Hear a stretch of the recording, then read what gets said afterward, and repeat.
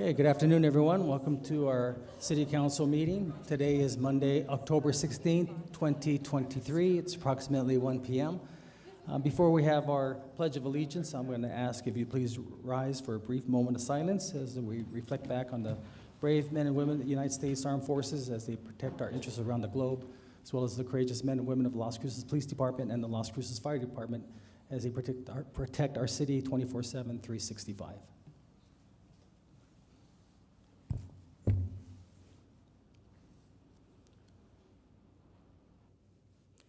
Councilor Beta, if you join me in the pledge, please. I pledge allegiance to the flag of the United States of America and to the republic for which it stands, one nation, under God, indivisible, with liberty and justice for all. Thank you.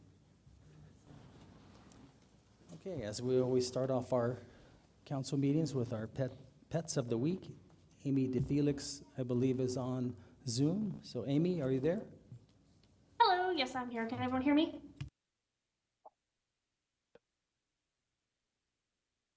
All right, let me go ahead and share my screen. The PowerPoint slide. There we go. I'll go ahead and... Sorry about that, Amy. Yeah, we can hear you. Okay, awesome, no problem. And I'll turn off my video so it doesn't cut off any text. As always, I'll start off with the cat of the week. Our cat of the week this week, her name is Sonia. Her number is 66540, and she says, I've lived most of my life so far as an outdoor community cat, but since I've been brought to the ASCMV, I've been adjusting to the indoor life pretty good. You should approach me slowly and sweetly so as not to spook me, but then you'll see that I really love being petted and even held sometimes. I just need a home indoors to let me come around on my own time. And then we also have our dog of the week. Her name is Sugar. Her number is 54415. And she says, I'm the longest term resident of the ASCMV, having lived the past 383 days of my life in a kennel. I'm an independent spirit, so that just means I'll let you do your business without bothering you, as long as we set at least a little bit of the day aside for a good walk and spending some quality time. I'm a curious girl who might do pretty well as a hiking or walking buddy. I want to see the world with you. And then we have an adoption event this Saturday. We'll be at the Pizza Hut on North Main, 1492 Main Street. We'll be there from 11 to 2. We'll have some dogs available for adoption. So we definitely encourage you guys to stop on by and meet some of our dogs and maybe you'll fall in love and take one home. We also have our Paws and Claws Spooktober adoption event, or adoption special. And that's going to be all October long. We're already about halfway through. And so all of our adoptions are discounted. We're charging, it's $50 for every animal that's already altered, and any unaltered animals are going to be $100. But of course, they will definitely be altered before they go home.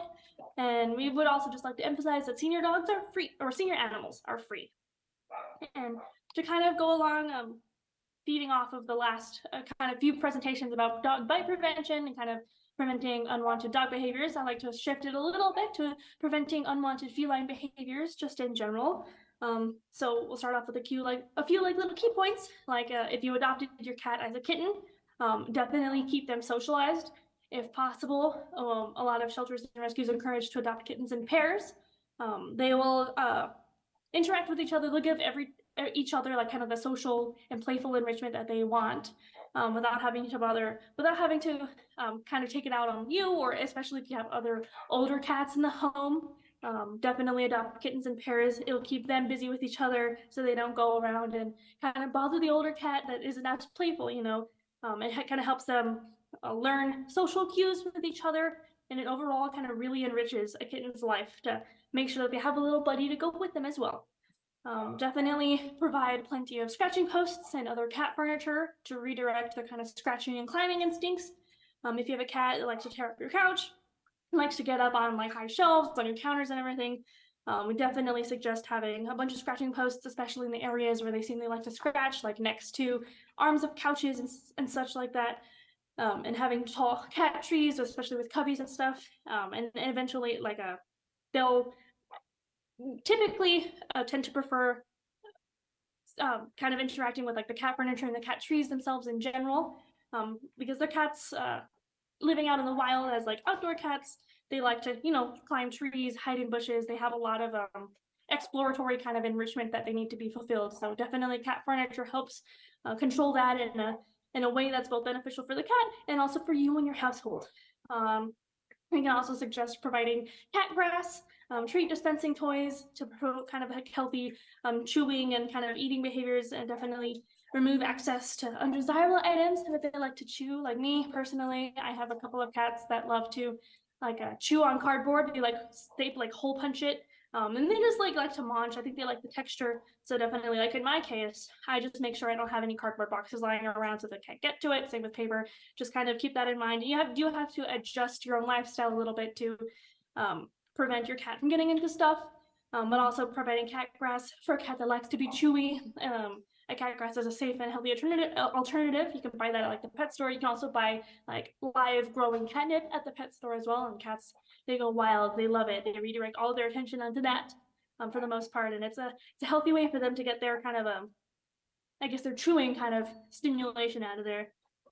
We also suggest when you're playing with your kitten or your cat, this is definitely important as a kitten with a new kitten during their kind of social, when they're getting socialized and kind of adapting to the growing up into a cat and adapting to their behaviors. But it can also be relevant to adult cats as well.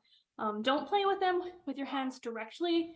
Don't play with them by tossing or rolling around their toys or using their little teaser ones that have the stick and the dangly thing at the end. A lot of people suggest this primarily because if you play with your cat and like roughhouse with them with your hands, because cats when they play, they love to roughhouse. They'll bunny kick, they'll lightly paw at you and little nibbles. We want to avoid using your hands for that because sometimes if you kind of get into that habit and if they want to play and you're not aware or even up for playing, they might just go for your hand and start playing with your hand basically, and then it becomes an unwanted behavior. So if you already start right off the bat playing with them through toys, kind of indirect contact with the toys, that'll not have them develop the association between playtime and your hands. If you are bringing a new cat in general to a home that already has cats, slow introductions are key. There's a lot of resources online. We definitely suggest confining your new cat to a single room in the household for at least a few days up to a few weeks, and slowly introduce them to the other cat. Have the new cat and the old cat eat food from both sides of the door. So there's a visual barrier, but there's still a scent barrier. There's still a scent, they can still smell each other, but there's a visual barrier. So it kind of helps ease them into kind of getting used to each other's like pheromones and scents, and kind of playing by ear slowly. Maybe having the door open, but having like a screen or like a baby gate or something like a physical divider, but still able to visually see. That'll be the next step. And this is a way to kind of get your older cat more receptive to having the new cat around. If you introduce a new cat to an old cat very quickly, it usually goes wrong. There's kind of territorial behaviors, and it ends up unfun and can be even kind of significant, like a lasting impact on their psychology in the end. So definitely avoid that. Do slow introductions with cats always. There's also some people, some shops online that offer like pheromone diffusers, either as like a manual spray or like a plug-in, an outlet plug-in that can help kind of ease anxiety and tension. It emits the kind of, I believe specifically it could be like a pheromone that the mother gives to their kitten to kind of make them feel more relaxed and calm. That'll also help during this transition of introducing a new cat to your old cat to help make everything a lot more easygoing and chill at the ultimate end of it all. And for if there's anyone that happens to have any litter box issues with their cat or multiple cats, we just want to remind that the general rule that a lot of people in animal welfare and rescue suggest is making sure you have one litter box per cat and then an extra one. So if you have like 4 cats, you have a total of like 5 litter boxes at least. And then to have litter box access on every floor if you live in a multi-floor household.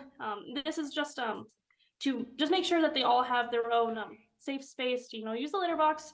Litter box incontinence issues are usually anxiety and like territorial based. So having extra litter boxes for multiple cats makes them feel a little bit more comfortable. They're not like encroaching on some other, they're not constantly fighting for the territory, if that makes sense. When there's ample amounts of litter boxes. I know that is definitely, if you have multiple cats, as many as 4 or 5, it is extra cleaning, but it's definitely worth it to make sure that the rest of your house also stays clean and neat and everything is all in order. But that is all that I have for today. So thank you for letting me present.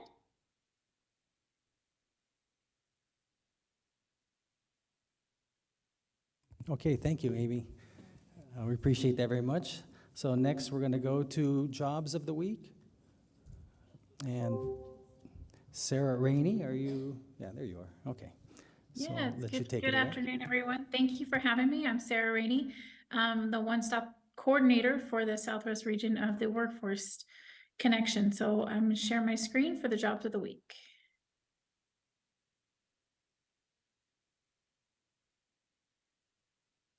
And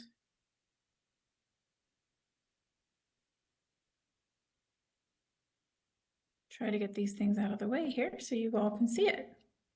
Okay, for the Jobs of the Week for October 16th for 2023, we have for the City of Las Cruces, an event manager. The pay begins at $49,000 and that posting ends on November 1st, so it's coming up. Another one for the City of Las Cruces is the Assistant Program Supervisor of Utilities. That posting the pay begins at $55,000. That posting ends on 10/25, so it ends this week. For the White Sands Missile Range, we have an HVAC Technician 1. That position pays $27.54 an hour, and the posting closes in December. Then for NMSU, we have a public health outreach. That position is actually going to be posted at DACC. The position pays $38,000 a year, depending on experience. The posting actually closes on November 12th. For American Beverages, we have a sales representative. That position starts at $17.95 an hour, and the posting closes on 10/22. For American Red Cross, they actually have several positions open, but we highlighted one for sure. Senior Program Manager for the disaster casework. That position starts at $79,000 a year, and the posting closes on the 22nd of October. As always, if anyone has any questions for jobs or career exploration or any sort of assistance needed from resume writing to getting ready for your new career, come see us at the Workforce Connection office at 226 South Alameda Boulevard. You can always reach us on Employee NM, and then at all of our social media outlets as well as our app, we have all of our information and all of our upcoming events. Thank you so much for having us. Okay, thank you, Sarah. Appreciate that very much. Okay, so before we we have some presentations, but we have one in particular for all of you. If you might remember, of course, next month is November, but on November 11th will be Veterans Day. And so this has been a tradition that we had for several years. I'm going to invite our good friend Bill Hawkins to come up. So basically what we're going to be doing is every year we've had an opportunity to go into the schools and have some of our school children be able to put together a poster, and then the winner of these great posters, and they're all really good looking, gets not only a little surprise or gift, but also is going to be the poster used for the parade. So I'm going to turn it over to Bill, and he can chat a little bit more about that, and J.R. Turner, and of course our own Larry Nichols, who is a veteran as well. But Bill, you want to say a little bit?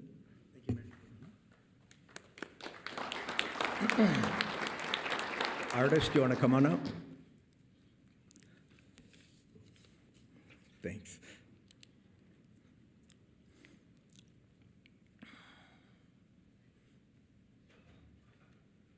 Okay, do you remember what order?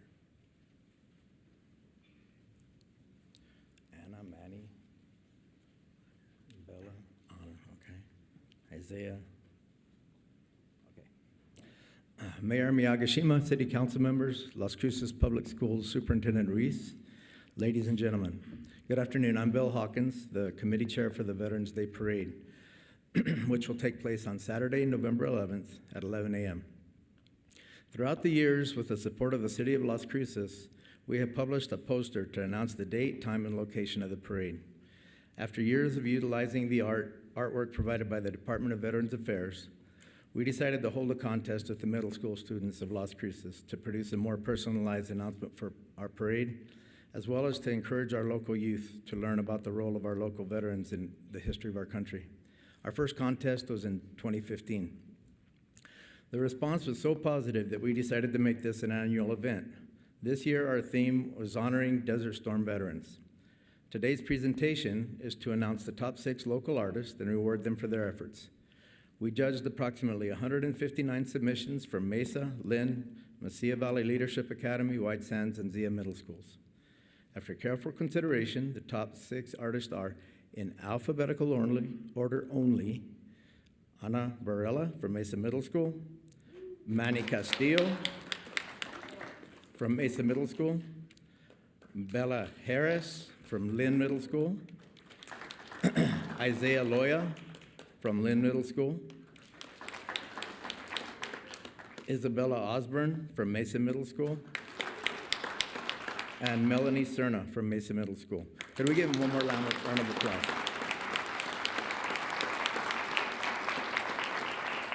Superintendent Ruiz, if you please join us, come down here, please.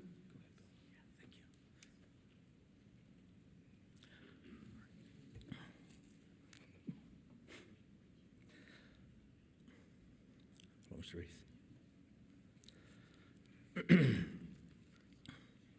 Jay, are you ready? There are 3 honorable mention artists who will receive a $20 prize for their efforts. The first, Manny Castillo from Mesa Middle School. The second honorable mention is Bella Harris from Lynn. And the third honorable mention is Isaiah Loya from Lynn.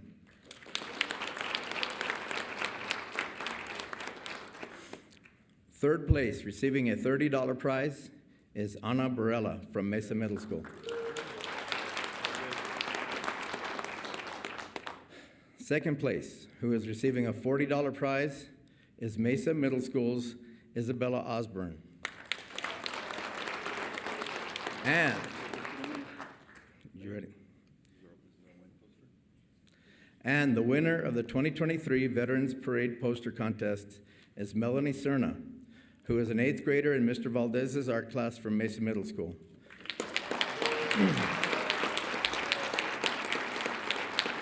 She is receiving a $50 prize, a framed copy of the Veterans Parade poster, and she will also have the opportunity to be in the parade in recognition for her contribution to the parade.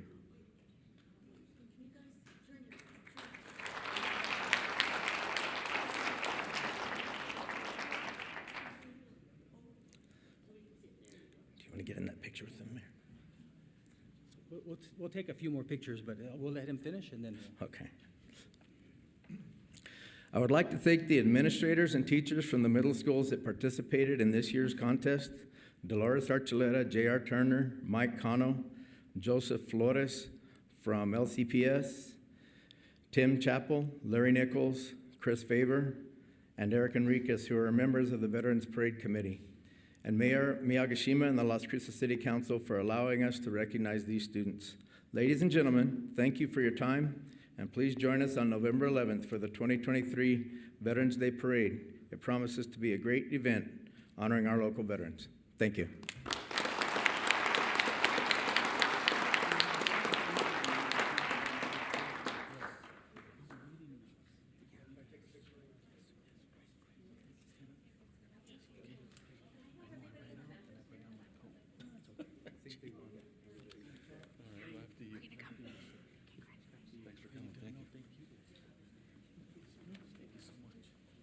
Oh, we have another speaker? I don't think so.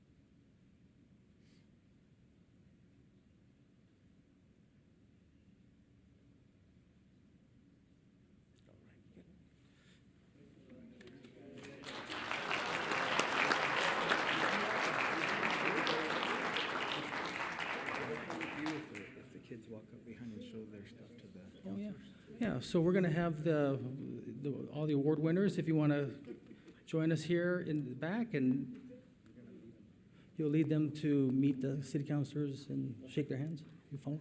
Okay, great. And while you're doing that, oh, sure. And kind of a special treat to have the superintendent here, so he's going to say a few words on behalf of the schools.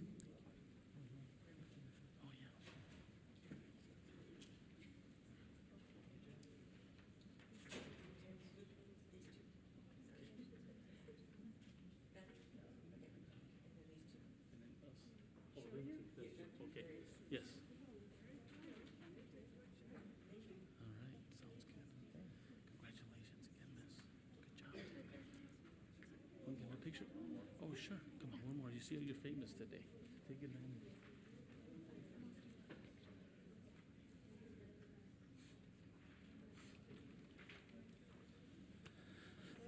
Well, thank you, Mayor, and thank you, everyone, for recognizing the great work that our kiddos are doing in our schools. Many times, you know, we forget, right? We just the great work that our kids are doing, but even beyond that, the great work that our educators, our teachers. Thank you to our teachers for the great teaching and the great examples. Our administrators that are working hard every day, and just again, congratulations to our students and also thank you to the City of Las Cruces, our mayor, for the recognition. Thank you very much.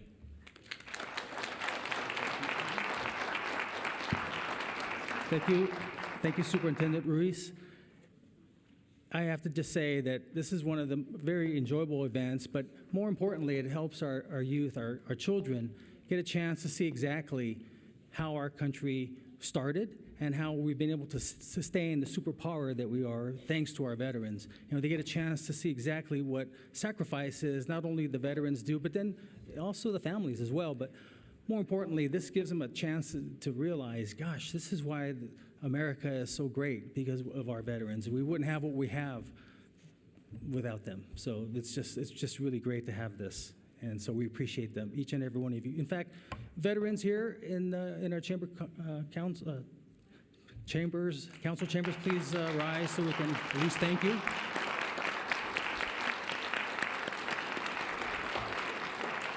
Okay, now I'm going to turn it. Oh, great, thank you. I'm going to turn it over to Councilor Beta, who is going to carry on with the rest of the proclamations. And Superintendent Ruiz, thank you very much for stepping up to the job to run the second largest school district in the state. And so you've got a lot of great educators and staff, and they work so hard and they do such a great job. We appreciate it. Thank you very much. Thank you.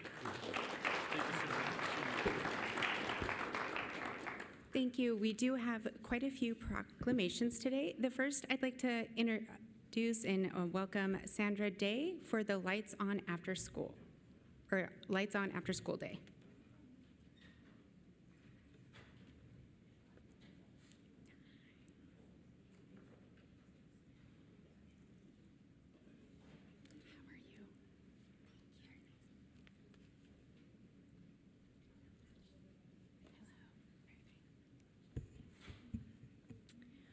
Whereas the people of the city of Las Cruces, New Mexico stand firmly committed to quality after-school programs and opportunities because they provide safe, challenging, and engaging learning experiences that help children develop social, emotional, physical, and academic skills, support working families by ensuring children are safe and productive when they are not at school, build stronger communities, and promote positive relationships by involving students, parents, business leaders, and adult volunteers in the lives of young people, engage families, schools, and community partners in advancing youth welfare, and offer young people many demonstrated positive benefits, particularly in the academic studies, social and emotional health, and their overall physical well-being. And whereas Las Cruces after-school programs have responded to the COVID-19 crisis with innovative virtual programming to keep kids engaged and healthy, and they are facing with the challenge of helping kids adjust to the return in-person learning and social interactions that are crucial to their development. And whereas the City of Las Cruces is honored to be the home of several community organizations that provide leadership in youth health and education and believe quality after-school programs help our children become successful adults, including the Paseo del Norte Health Foundation Healthy Kids Initiative, the United Way of El Paso County, and the Boost Network and its members, such as the City of Las Cruces Parks and Recreation Department, Boys and Girls Club of Las Cruces, the NMSU STEM Outreach Center, and the Friends of the Oregon Mountain Desert Peaks. And whereas studies show that young people who participate in after-school programs perform better in school, develop leadership skills, and are less likely to engage in risky behaviors. And whereas Lights On After School, the national celebration of after-school programs, will be held this year on October 26, 2023, to promote the importance of quality after-school programs in the lives of children, families, and communities. And whereas the City of Las Cruces is committed to the health and safety of all young people and to providing expanded learning opportunities to help close the achievement gap exacerbated by the COVID-19 pandemic and to better prepare young people for future success. Now, therefore, we, the Mayor and City Council of Las Cruces, New Mexico, do hereby proclaim Thursday, October 26, 2023, as Lights On After School Day, and enthusiastically endorse innovative after-school programs and activities that ensure their lights stay on and the doors stay open for all children after school. Thank you. And I have to say, as a mother who has a child in an after-school program, I know how beneficial it is for their overall health. So thank you all so much for everything that you do. Thank you. Thank you so much for having us here again. I was here last year, so thank you for welcoming us again. My name is Sandra Day. I work for Paso del Norte Health Foundation, and we fund Otero, Doña Ana, and Luna counties here in southern New Mexico, as well as Ciudad Juarez, Chihuahua across the border, and of course the county of El Paso. So our reach expands beyond borders, and that's exactly what we stand for healthy kids in 3 cities, 3 counties here in New Mexico, 2 in Texas and 1 in Juarez, to really reach beyond borders to kids who really need a safe place, a trusted adult, and a positive activity, to make sure that parents feel safe, to have their kids do positive activities with their friends, really work on their development and make a difference for our community. They are our future and our new leaders. So all the support that we can give them, we're really investing in our future. Thank you.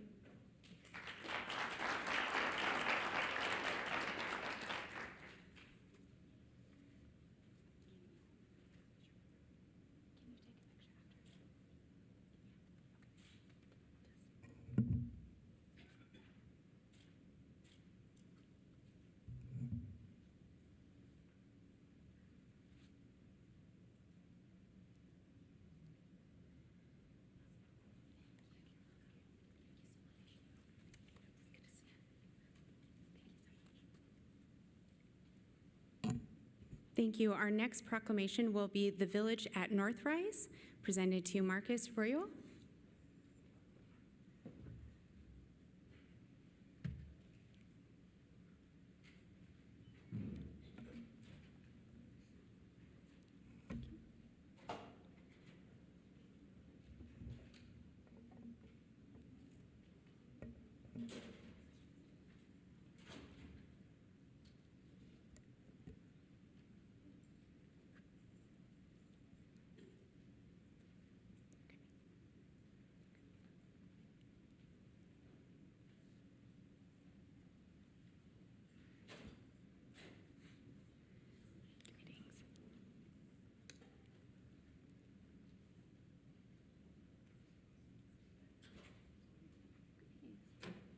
And come on through.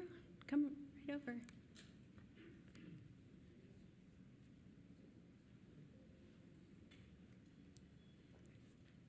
you. How are you? Good, good.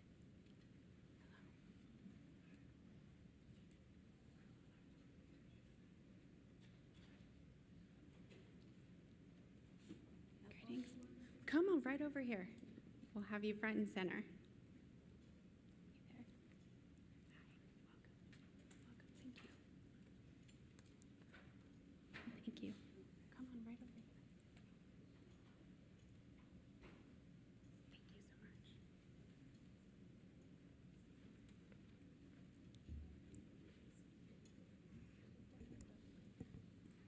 With our proclamation, we start. Whereas the Village at Northrise has been serving our community with dedication and compassion since its establishment in 1998. And whereas the Village at Northrise provides vital and promotes health and well-being by keeping residents active and engaged. And whereas the Village at Northrise proudly honors our veterans by displaying their names and branches of service and by offering special rates for veterans and their spouses. And whereas the Village at Northrise has been a beacon of hope and support for our seniors, offering a range of services that promote independence, dignity, and a sense of belonging. And whereas the Village at Northrise has contributed to the overall well-being and vitality of our community, creating a positive impact that extends far beyond its walls. Now, therefore, we, the Mayor and City Council of the City of Las Cruces, New Mexico, do hereby proclaim the week of October 16th through October 20th, 2023 as the Village at Northrise Week, signed by Ken Miyagashima, Mayor, and attested to by Christine Rivera, City Clerk. Congratulations.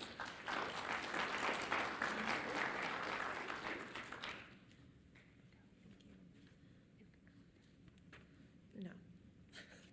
Hi, everybody. My name is Leah Kite. I am the Executive Director at Village at Northrise. I also would like to honor Donald Wilson, who's out in the audience today. He was the Center Executive Director for 17 years at the Village at Northrise. Our wonderful guests and residents make our village truly a home. So without them, it would not be what it is. So thank you to the community for all of your guys' support. We welcome everybody to please attend our 25th year anniversary party on Friday. Everybody is welcome. And again, I would like to thank our guests.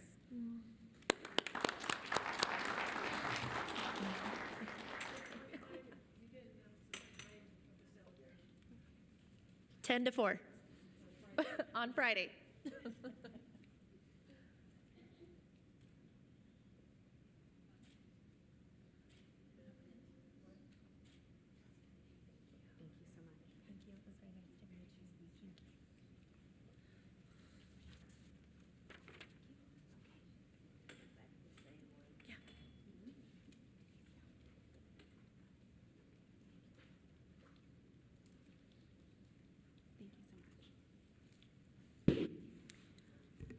Our next proclamation will be Red Ribbon Week. So if Jessica Garcia is here, I invite her down.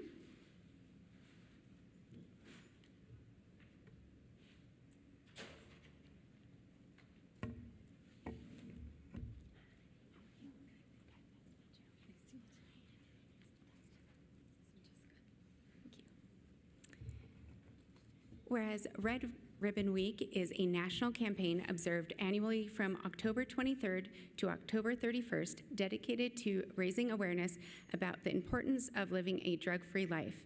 And whereas the Red Ribbon campaign began in 1985 to honor the memory of Enrique Caminera, a DEA agent who was killed in the line of duty while fighting drug trafficking.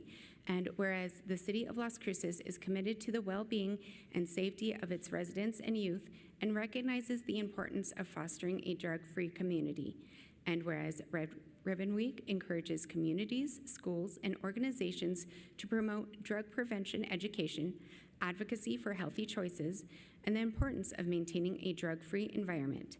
And whereas we recognize that substance abuse continues to pose a threat to the well-being and the future of our youth, families, and communities, and that it is crucial to take a stand against drug abuse in all of its forms. And whereas by joining together as a community, we can inspire our youth to make positive choices, build strong character, and lead healthy lives free from the harmful influence of drugs. Now, therefore, we, the Mayor and City Council of Las Cruces, New Mexico, do hereby proclaim the week of October 23rd through October 31st, 2023 as Red Ribbon Week, signed by Ken Miyagashima, Mayor, and attested to by Christine Rivera, City Clerk. Congratulations.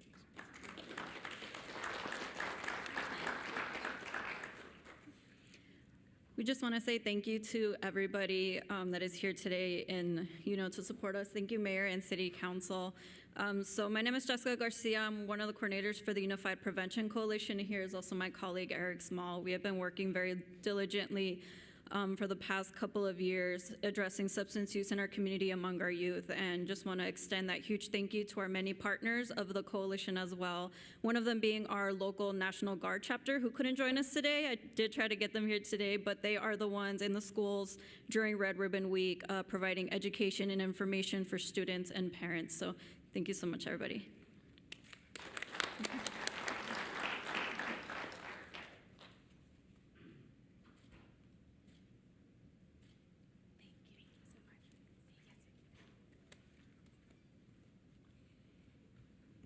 Thank you. And our last is Domestic Violence Awareness Month, presented to Gloria Carreras.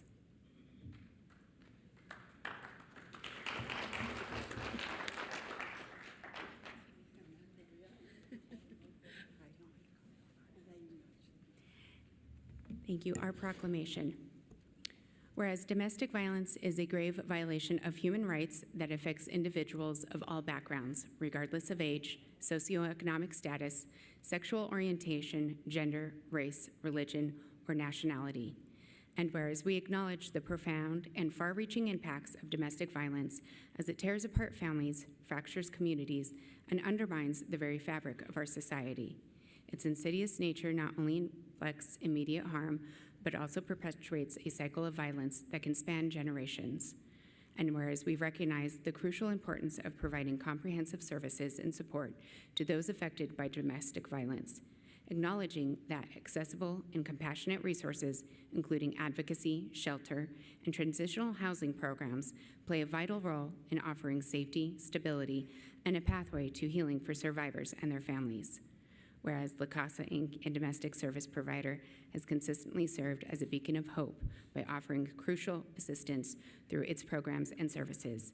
And whereas La Casa, initially established by a group of dedicated volunteers, has since evolved into the largest provider of comprehensive services in the state of New Mexico, extending support to all individuals affected by domestic violence.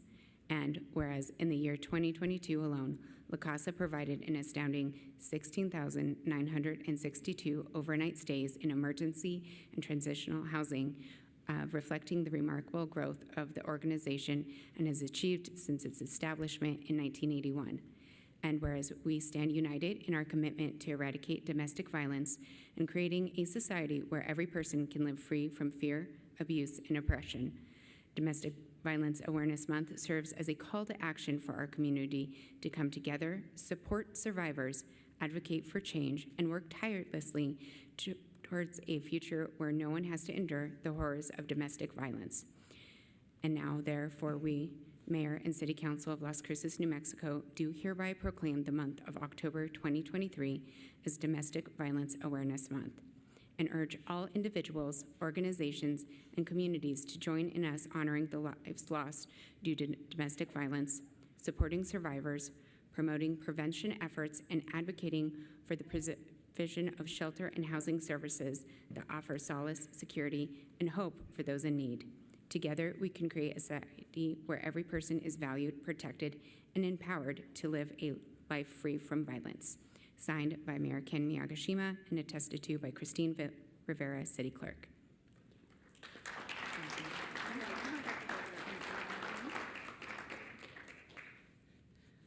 My name is Elena Bradley. I serve on the Board of Directors for La Casa, Inc., so thank you all for the annual proclamation for Domestic Violence Month. We do have our annual vigil coming up, so it's called the Begin Again Vigil, and it's going to be held at NMSU at the Corbett outside stage this Thursday at 6 p.m. if you're able to join us. And otherwise, thank you all so much for the proclamation. He's going to speak too.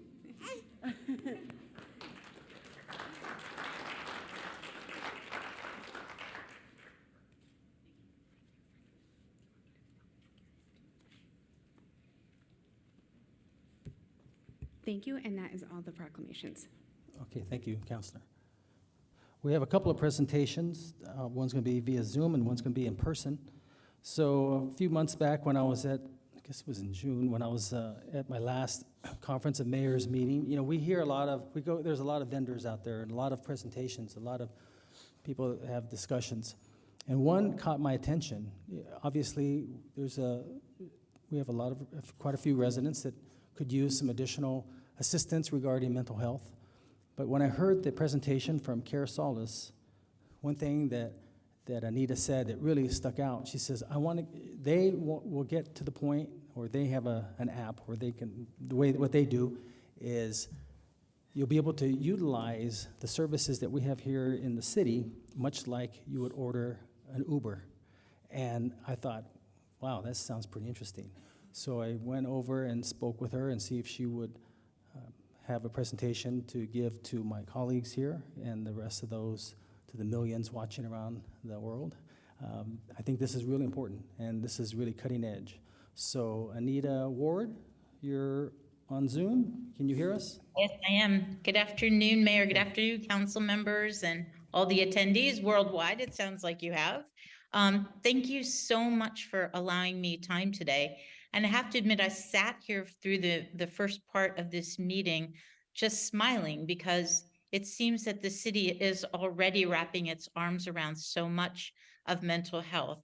Everything from the pets, and I don't know how anybody could leave sugar in the shelter for that long, but everything from pets who contribute to mental health, to children and the superintendent as he talks about the needs to engage young people, the substance abuse, to the Red Ribbon Week, to the veterans whose mental health is so underserved. All of this just really set me up nicely to have this conversation with you. We are a mental health care coordination company. We're currently in more than 850 communities around the country, cities as large as Denver and as small as Fort Peck, Montana. And what I thought I would do is very quickly share with you, and hopefully I can do this so that you can see it. There we go. Share with you a little bit of what we do, answer any questions, and I promise to keep it very brief despite the slides. I'm going to start with a personal story. So in 2020, my sister called me. Her son was in Los Angeles, and he was in the cast of Hamilton. And as all of you know, with 2020, theaters were shut down, actors were furloughed. He was young. He was a little bit too old for my sister's EAP program, but he was having a crisis. And so I was in Los Angeles. I went over to wrap arms around him, and I thought, I just need to get him into care. And I promise you, I called and I called and I called, and I made hundreds of phone calls in Los Angeles trying to find a therapist and somebody who could support my nephew. And my sister came out, and for 6 weeks, we wrapped arms around this young man, making sure that he didn't harm himself. We were in and out of ER. We did everything that we knew how to do, trying to get him into care.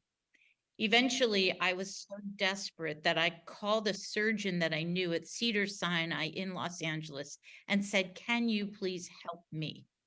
I don't know where to turn. And we're the lucky ones. We are some of the lucky ones, because he knew somebody who knew somebody. And, within a matter of days, my nephew was in care. And there's a wonderful punchline to this story. I just saw my nephew perform as Hamilton on Broadway. So I know if you can get people into care, you can change lives. But more than 14 million people around the country, they give up. 80% of the people who need help stop because there's no way to get it. They have to navigate insurance. They have to know who offers teletherapy. Is it in person? Who's taking new patients? Do they accept, what if I don't have insurance? Do they accept cash payments? Do they take public insurance? Will they navigate sliding scale? Or who speaks Spanish? Or who treats children? It is a quagmire of questions that I personally had to face. And if you look at the data, it's really compelling, because nobody gets care. 60% of youth with mental illness receive no treatment. 55% of adults with mental illness receive no treatment. We just talked about, substance abuse in a drug-free community, but 15% of adults who had a substance abuse disorder last year, 93% did not receive treatment. And a lot of it has to do because it's hard to navigate. I didn't know where to turn. I didn't know who to call. And honestly, Despite what, the mayor of Los Angeles may say, it never occurred to me that there were resources I could tap into in LA. I literally just started searching. And Care Solace was built on that premise. Much like Mayor shared with you, we're considered an open table or an Uber for mental health. We connect people to all of the support that we need, and we do it based upon the values of dignity, inclusion, and trust. So in a city, what we become is a hub to all the mental health supports, but also to all the social health supports. So helping women who are struggling with domestic violence, just getting them into the care. The conversations we had today on your agenda with veterans and young people, we're doing that for about 18 million individuals now across the country. We've already conducted about 13 million mental health interactions. And this isn't just into therapy. Almost half of the people that we work with require more intensive pathways, which means that they need a bed, or they need rehabilitation, or they need an intervention. So I don't know how many of you, it seems to me most people, I can't see your hands, but many of you have used OpenTable or surely an Uber. But if you're using an OpenTable, you're looking for a restaurant. Maybe you need an Italian restaurant, but maybe you have a friend who's needs a gluten-free noodles or a vegetarian option, but you have a party of 12 and you need them at 7 o'clock on Thursday, 5 miles from your location. We have built that for the mental health world and for social services. So what we have are 425,000 providers in our system around the country. And I'll show you in a moment what that means to you. But 425,000 providers, we know all of their specializations. We know their licensing and they've been vetted for us. We know their availability. We know what insurance they take, what languages they speak, what age groups they support. We know everything about them. And we said to ourselves, well, there are a number of ways you can access it. Much like Mayor said, you can access it via the app and go through the process yourself. But we also know that there are people like me, and frankly, about 90% of the people who use us actually want to talk to somebody. They don't want to navigate a system, but they desperately want to talk to somebody about the situation. So we put 500 care companions, and every day that number grows as we bring on new cities.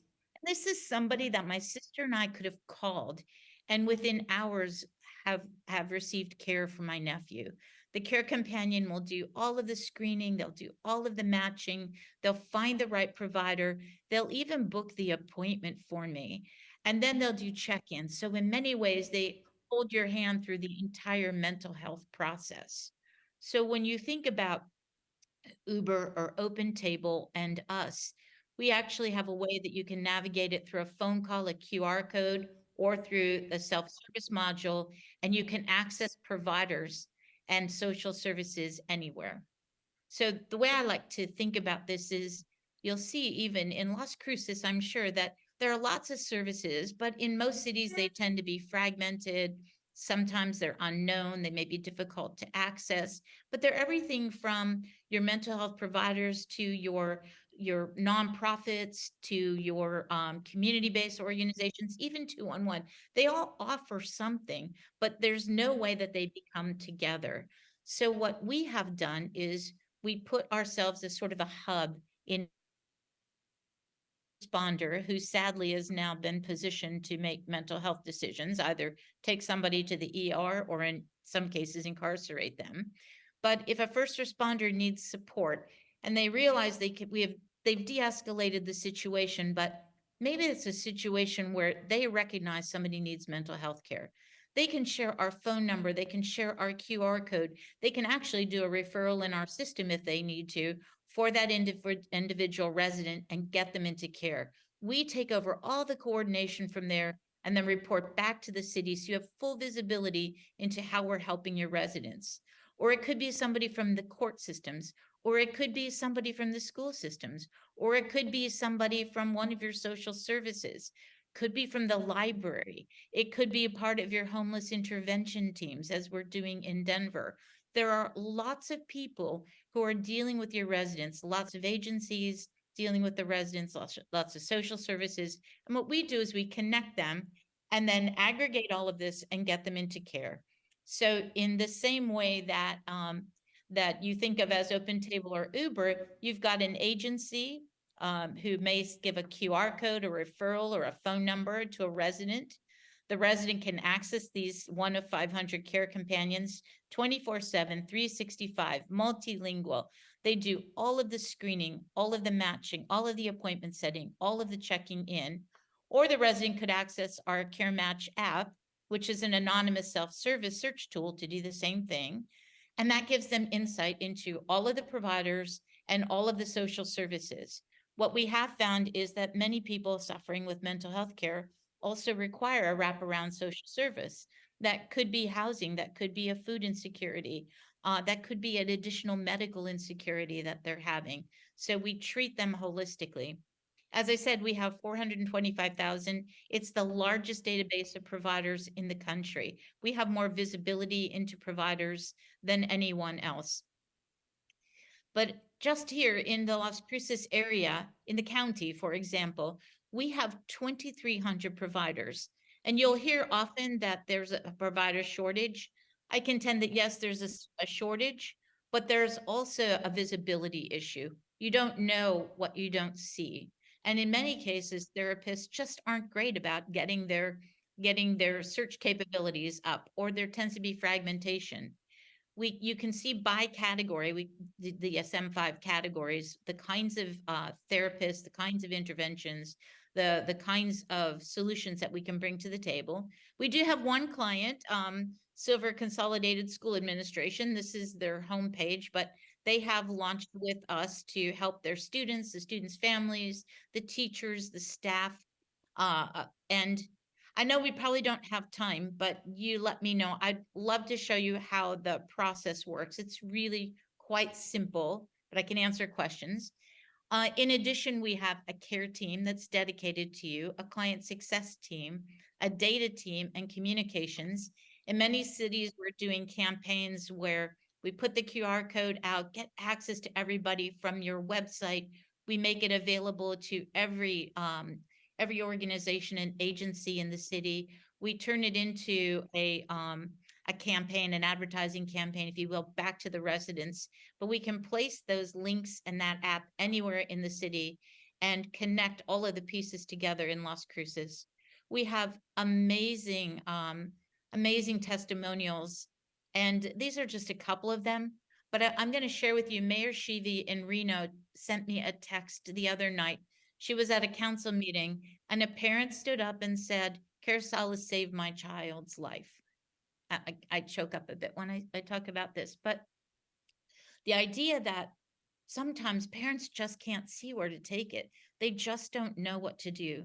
They don't know what to do either for themselves or for their child, or a veteran may feel lost, or you may have a teen struggling with substance abuse that doesn't know where to turn. We make that really easy, really accessible. And as I shared at the Conference of Mayors, we think finding a mental health care provider should be just as easy as ordering an Uber or getting a reservation at a fancy restaurant in any city in the country. So that's what we do. I know I'm trying to be respectful of your time. I'm happy to walk you through if you'd like to see how it works, but I want to be respectful. Thank you, Anita. We appreciate that very much. So the Silver Consolidated Schools you're talking about in Silver City? Yes. Okay, so that's good. In case the city was to move forward, maybe we can reach out to them and do what they call Yes. a piggyback off of them, because that obviously was a bid that you all won. Yes, that's Yeah, correct. Perfect. I don't know if any of my colleagues have any questions. Councilor Flores? Anita, thank you so much. I'm Councilor Flores here in Las Cruces, and you're in California somewhere, Los Angeles, presumably. San Diego. Oh, San Diego, close enough. At any rate, thank you so much for doing this. I'd like to share the story about my son, who was a senior in high school. And he attempted suicide because he was bullied for being gay. He was within, it was actually one of our dogs, that's why I love animals, or just so, one of our dogs who wouldn't let go of him after he overdosed on all his medication, and he'd been under psychiatric care. And he called his father, he called me, and I was away from my desk. I missed the call, but he did get his father, and his father called the ambulance. We were very fortunate that he was 17 at the time, a senior in high school, and we lived near UCLA, and his psychiatrist was there too. And he was taken to the psychiatric ward for the juvenile. They have a juvenile psychiatric ward there. So we were very, very fortunate, and he was a 2-week inpatient, 1-week outpatient, and his schoolwork with LAUSD was, whatever.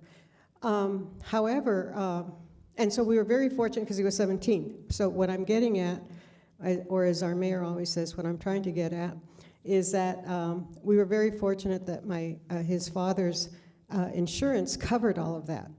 And we didn't pay, I don't think we paid a penny. So his insurance covered, but so my question to you is, and this is really a long shot here, but do you work with insurance companies to extend coverage for their children? Because had this happened 2.5 months later, he wouldn't have qualified because they tap out at 18. I know that a lot of insurance carriers have coverage for their children for for glasses or something till they're 25.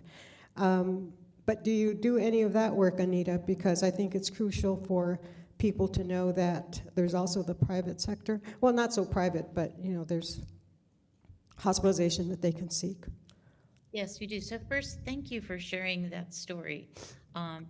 It's so important that we show authenticity, and I share mine as well, because I think people need to know that this is really happening. This is truly a crisis. So one, thank you for sharing that and being so vulnerable. We do work with them. So we work with individuals through their EAP programs. So if a resident were to call and we know where, and they share where their employment is, we work through EAP programs. So we'll maximize their EAP and make sure that where they have insurance coverage, that we're working through their model. But as importantly, and maybe my heart tends to sit with those that are most vulnerable parts of our community, we also work with providers who take sliding scale. So those who can't afford it, we never think money should get in the way of care. So we'll navigate all the insurance on their behalf, but we also have providers who will do pro bono work, and we have providers who will navigate all of the sliding scale, which means that somebody may pay $0, $5, but I think the maximum there is $35. So we will never let the financial part get in the way of saving a life. So we navigate all those pieces that you're talking about. Great, thank you so much, Anita. Thank you, Mr. Mayor. Thank you, Counselor. Any other comments? Okay, so Anita, I'll have a chance to maybe kind of toss this idea around here future with my colleagues, and if they decide to kind of move forward, we'll probably have to have another opportunity now to be a little bit more formal, and you'll be a session item to see whether or not we want to kind of delve into this a little bit more. But thank you very much for sharing with us not only your stories but also the great work that you're doing. Okay. Thank you very, very much. Thanks, everybody. Bye-bye now. Bye-bye. Okay, so the next presentation, I know it says Elaine McKinney, but quick substitute. We're going to have Allison Smith. So for a number of years, well, first off, we have two sister cities. One is Laredo, Mexico. The other is Nuremberg, Germany. And for those of you who may or may not be aware of sister cities, it was started by President Eisenhower in, I think, 1956. After World War II ended, President Eisenhower wanted to have various countries kind of both in the United States and reach out to usually cities similar size to kind of get to know them, build that brotherhood, sisterhood, so that there's no more wars, right? And by doing so, we felt by learning different cultures would help us just realize we're just one big, huge family, just spread out around this huge globe of ours. So that's how sister cities kind of came to be. We have Laredo, which we've had many times to visit or them come here. Ironically, I'd been invited 2 other times other than this last time, but they seem to be happening during election time, 2015, 2019, 2023. And if you haven't heard, the rumor around the campfire is I'm not running again, right? And so I'm leaving in about 2.5 months. And so when we were given the opportunity to go to Germany, I thought, okay, let's go. And it was great. And so Allison here is going to kind of give a recap, not only to share with you all the great things and the neat things that we had a chance to do, but really for the public to have an opportunity to maybe join us. Because I still plan on being a part of this, and it'd be a lot more, a lot of fun. I know Councilor Flores wanted to go. I think she allegedly broke her foot. But no, I know she did break her foot. But did you get that the gift, the bag? Yes. Yeah, okay, good. All right. So I'm going to turn it over to Allison. She's going to kind of share with us the narrative as to what took place and all the neat things that we did. And did you kind of take some of the photographs out of me and just? Totally. Right. Yes, sir. I believe we have a PowerPoint, but I'm not entirely sure who pulls that up for us. Let's see. Christine's going to go down there. Christine, our city clerk. She's a very talented young lady.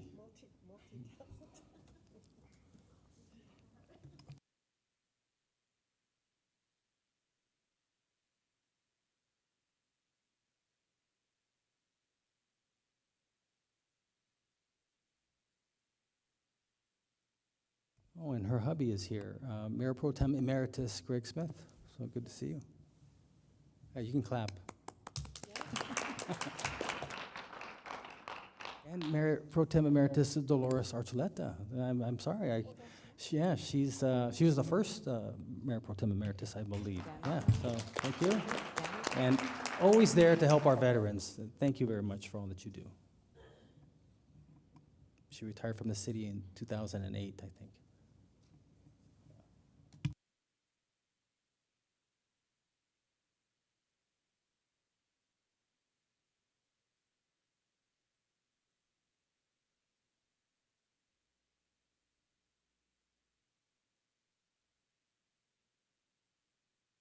Apologies, we're trying to find the PowerPoint.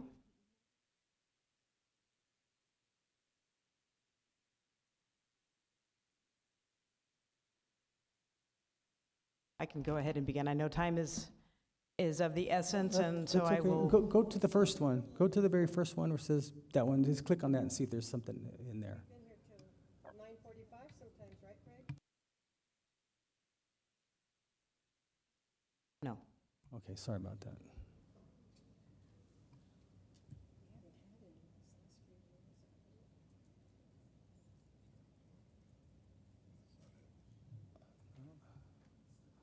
That's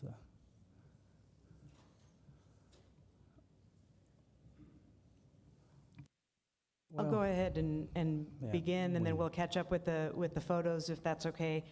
Guten Tag, Herr Bürgermeister und Gemeinderatsmitglieder, which that means good afternoon, Mr. Mayor and members of the council.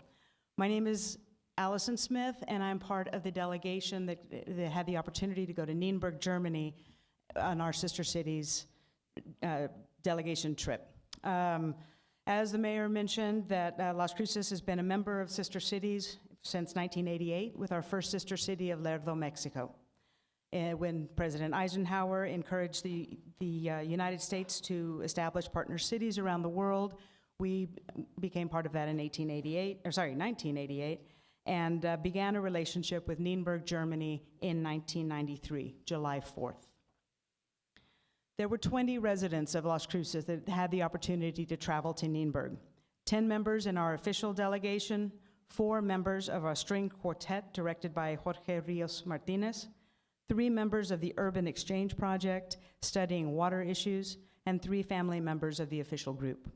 If I could at this moment ask the other members of our delegation who are here present to please stand and be recognized.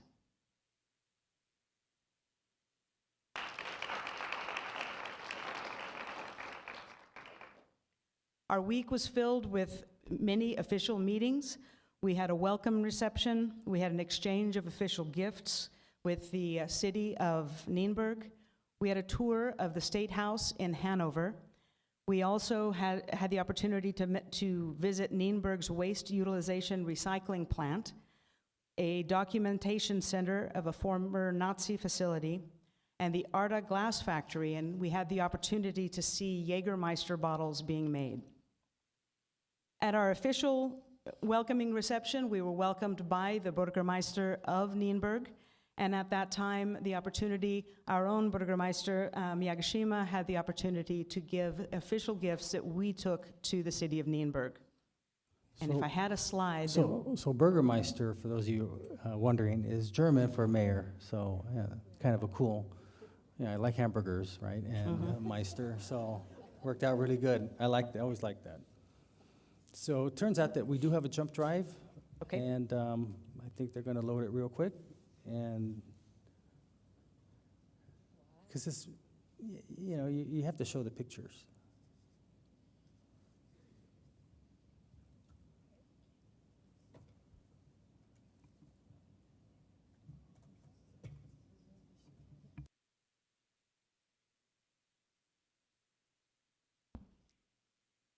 Yeah, sorry, Tim.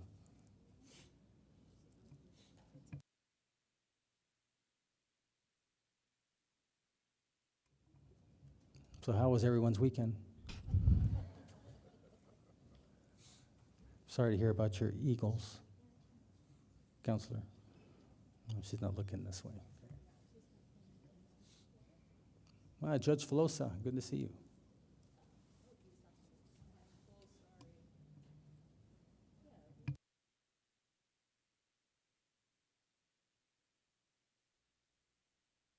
F5, I think. Is that what you hit?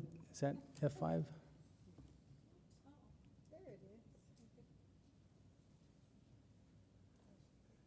Sorry, I'm a Mac user. I don't know how to use Word. Is there an F5? Where's Gil Sorg? F5, there you go. There. All right, now technology is working on our behalf. So this here is a map showing where Nienburg, Germany is located. It is in Lower Saxony near the city of Hanover. So that is the northwest part of the city, or the country of Germany. And we were there as a delegation to celebrate 30 years of partnership with Nienburg. So this is the makeup of that delegation, the 10 members of the official delegation, 4 members of the string quartet, 3 members of the Urban Exchange, and family members that had the opportunity to go with us. And there are our smiling faces in front of the old Ratshaus, which is the city hall. I believe that is. Here we are at the welcome reception. Can I stop for just a second? Yes, sir. So if you heard her, it's called a rat house. So that's like City Hall. I guess that's where all the rats are, in City Hall. This photo you see here is our welcome reception where the mayor of Nienburg spoke to us, and we were able to do the official presentation of the gifts. And this is a photo of one of the gifts that we gave to the city of Nienburg. The city of Nienburg has a Las Cruces room where they have all of the gifts that we have given them over the years on display for their members of their community to see. This is a photo of the gift that we will be presenting to you today from the city of Nienburg.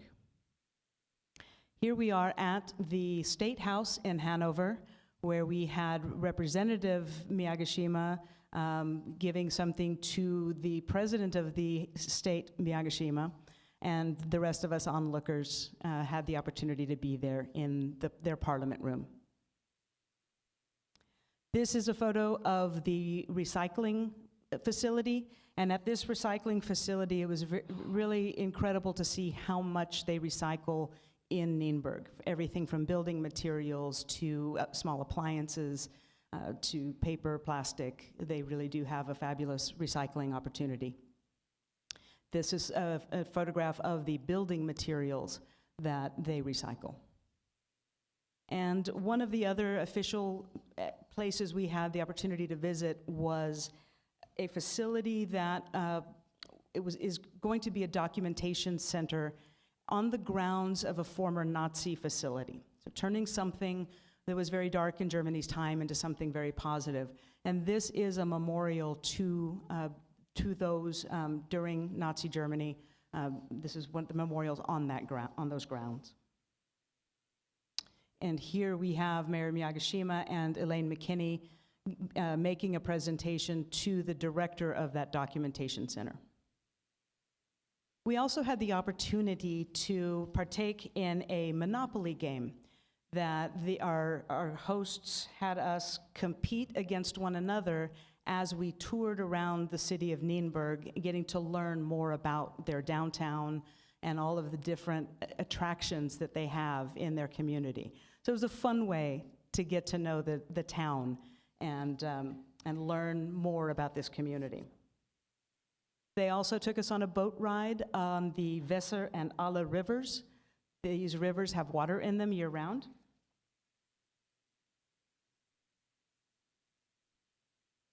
We also had the opportunity to go to an equestrian event in the countryside near Nienburg. What was really amazing is all of us were hosted by families there in Germany, so we had the opportunity to experience the culture and gain an understanding of the German community and their people. Here is an image of the string quartet. They are performing here at the welcome reception. The string quartet also provided a free concert for the community of Nienburg, and their theme for the concerts that they did was bringing music from the Americas to Europe. And so they did that at this free concert. They also held workshops for school children and performed at a retirement center. Here is the members of our urban exchange program, and this was at the recycling facility. They also had the opportunity to tour a climate protection agency, a wildlife station, the waste utilization and recycling plant, and the glass manufacturing plant. They engaged in discussions on the future of the rivers with their German counterparts. Future activities. On October 21st at 11 a.m., we will be having a presentation at the Brannigan Cultural Center for the members of the Las Cruces community to see more of the images. We'll be there actually from 9 to 11. We will also have a booth at the farmers market that morning, letting more and more people know about this event beginning at 11 o'clock. We will also have a panel discussion at that time. In 2025, Nienburg turns 1,000. And at that, with that, we were hoping to send another delegation to Nienburg to help them celebrate. And then we look forward to sometime in 2026, between 2026 and 2030, to welcome members of a Nienburg delegation to Las Cruces to share with them everything we have to offer them. And with that, I would like to invite the chairman of the Nienburg Committee, Hale Huber, to come and present the gift from Nienburg to Mayor Miyagishima.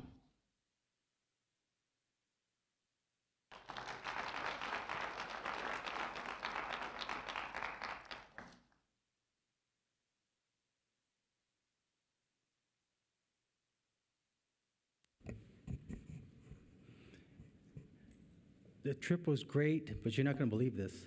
There was no air conditioning there. And I almost died. So I looked, and there's no place open on Sundays. So forget about trying to buy a little fan on Sunday. I was surprised to see your arms in some of those pictures. I've never seen them before. I didn't know. That was a good one. Wow, this is beautiful.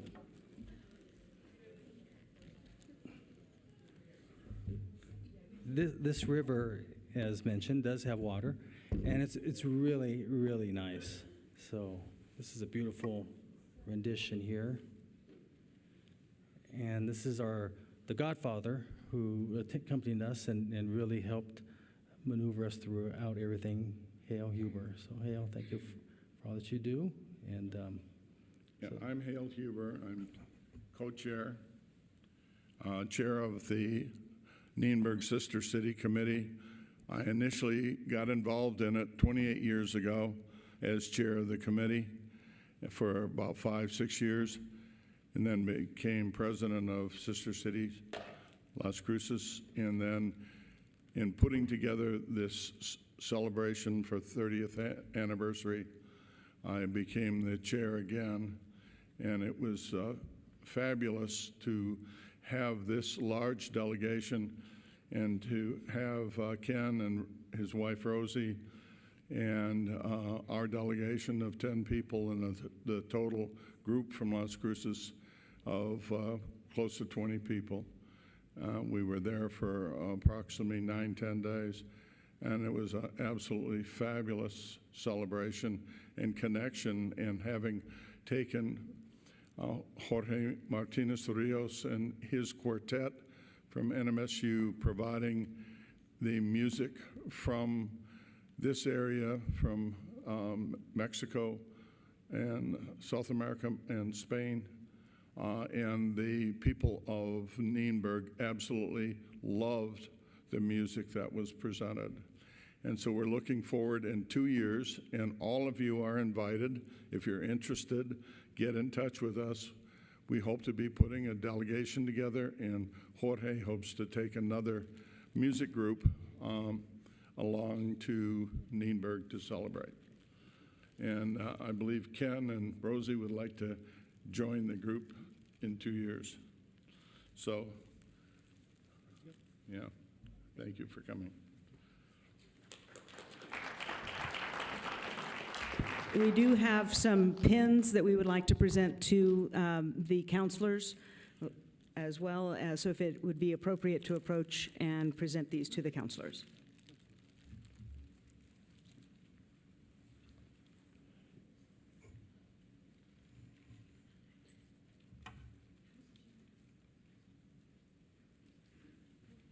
So two things, well, several, but two main things for me that I learned.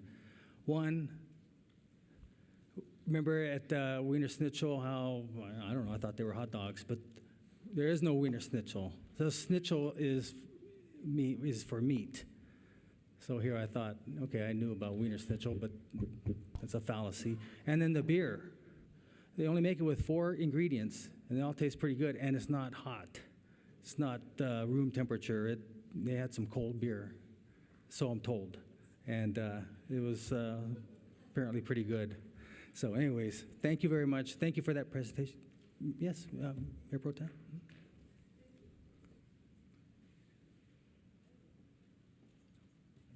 Dolores Chuleta, Mayor Pro Tem. My husband was in the Army and spent 4 years in Germany. When we got married, he said, one of these days, we didn't get it, we couldn't afford a honeymoon. He said, one of these days, I'm going to take you back to Germany, to the area where I was. 40 years later, with sister cities, that's when we went.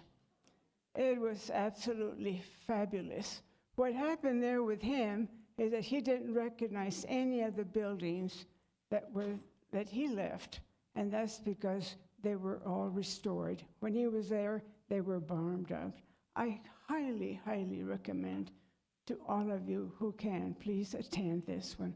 It is fabulous. Thank you. Thank you. So let me just do quick math here. See, Las Cruces was 1849.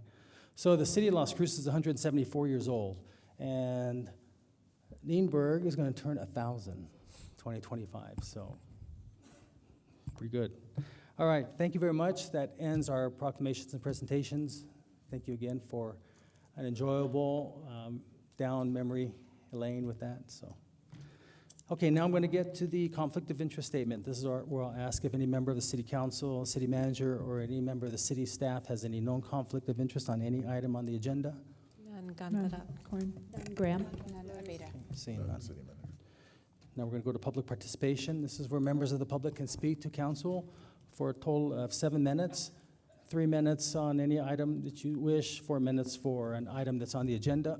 We ask that if it is an item on the agenda, if you could wait until that particular item appears and discuss it then. If you can't, just let us know because the council can't respond to you Regarding the 3 minutes and speaking anything before council, we ask that it not be pertaining to any pending litigation, okay? I know this is election time. If there are any candidates out there, please refrain from stating that you're a candidate for office, because there is no campaigning in City Hall, or any city building for that matter. All right, so I usually start on my left, and the first, second, and third rows are all empty. And it looks like the fourth row is staff. So fifth row, Sarah?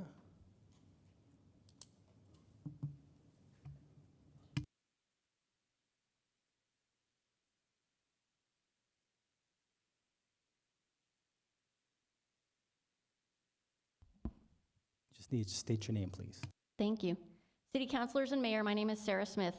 I was glad to hear your proclamation for Red Ribbon Week for a drug-free community. I hope you will do more. As a mother of 2 children, I am concerned about the increased drug abuse issues in our community, as well as the crime and homelessness that often come along with drug abuse. The City Council has dedicated a lot of attention and money towards redeveloping the downtown mall on Main Street in order to revitalize this area. Yet numerous business owners from that area have come to this council to report that they are suffering repeated broken windows, robberies, harassment, public urination, and other issues. My kids are 13 and 16 years old, and they attend a class in the downtown mall a few times a week. It is a mixed ages class with children down to 9 years old. The week before last, 2 homeless men were sitting outside the window of their class, exchanging pills and cigarettes, smoking marijuana, and taking hard alcohol shots. This was in the middle of the afternoon, and they were in full view of the children in the class. Then last week, when my children were trying to go to class, there was a drugged out man in front of the door to the building, screaming and gesticulating. My kids had to find another way to get into the building safely.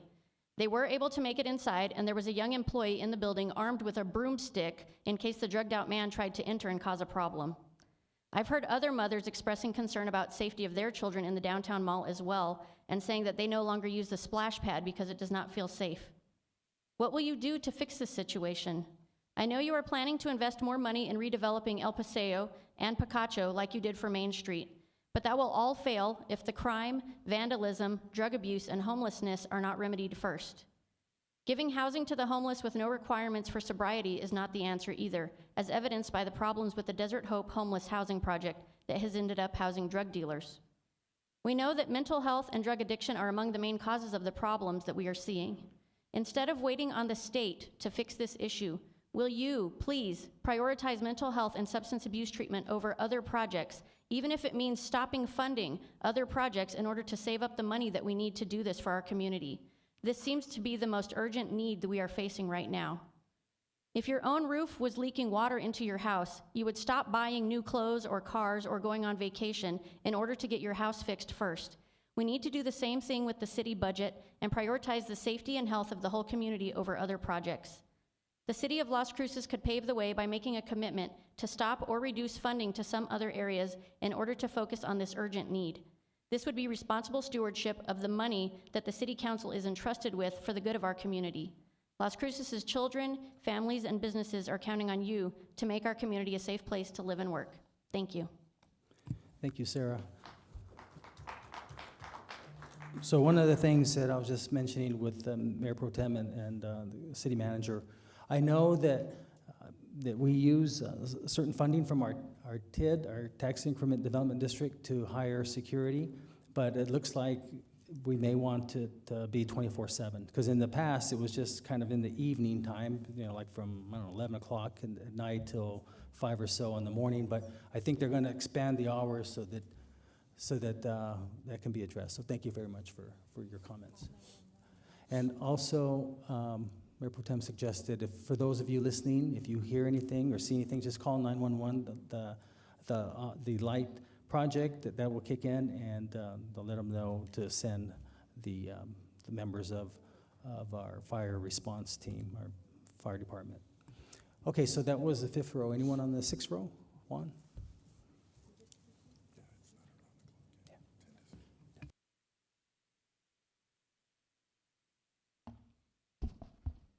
Mayor, Council, my name is Juan Garcia. It was sad to hear a 14-year-old boy was killed by a 15-year-old Saturday, and the shooting on Sunday by Little Caesars in the Albertsons Shopping Center. We frequently shop there. The streets of Las Cruces are becoming less safe. I was asked to read the following letter during public comment. The owner of the small business can't afford to close and come speak. The business is in City Council District 5. My name is Kenneth Owankami, and I'm originally from Nigeria. I have been practicing pharmacy in Las Cruces for 18 years. I was a pharmacist at Kmart from 2005 to 2017. I made the decision to open Del Rey when Kmart operations stopped.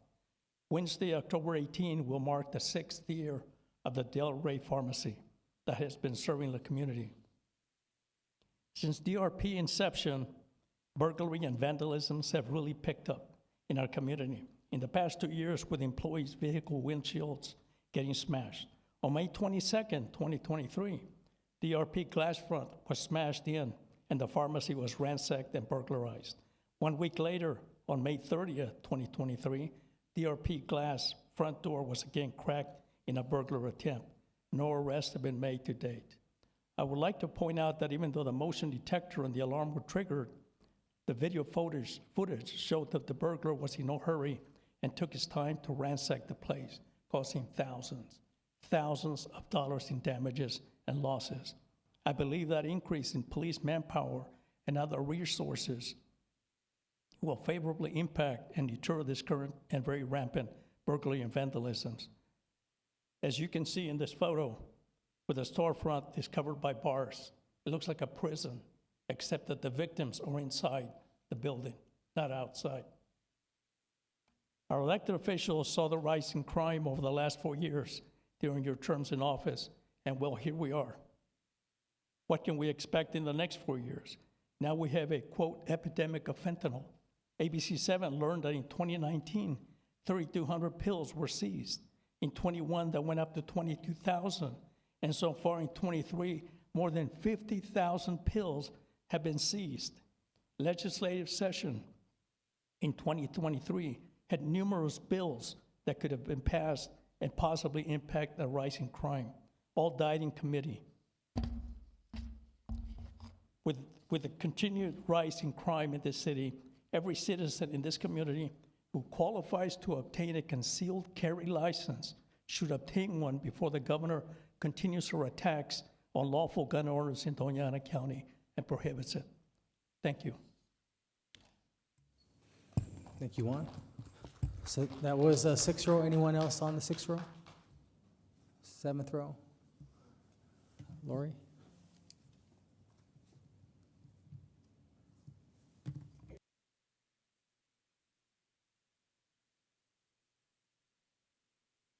My name is Lori English, Honorable Mayor and Councilors. 2 weeks ago, I stood in this very same spot and I challenged you to take up the mantle and the banner to fight crime in the city of Las Cruces. Since then, 2 lives have been lost. Numerous businesses have additionally been attacked, vandalized, and it's vandalism. It's not robbery. It's not to gain anything. It's to just cause damage. Then to watch a forum of candidates sponsored by Channel 14 Fox News and have a candidate sit there and say, I don't think there's any crime in Las Cruces. I think that's absurd. For months, I've been coming to this council, I've been speaking about veterans and about the issues, and absolutely nothing has been done.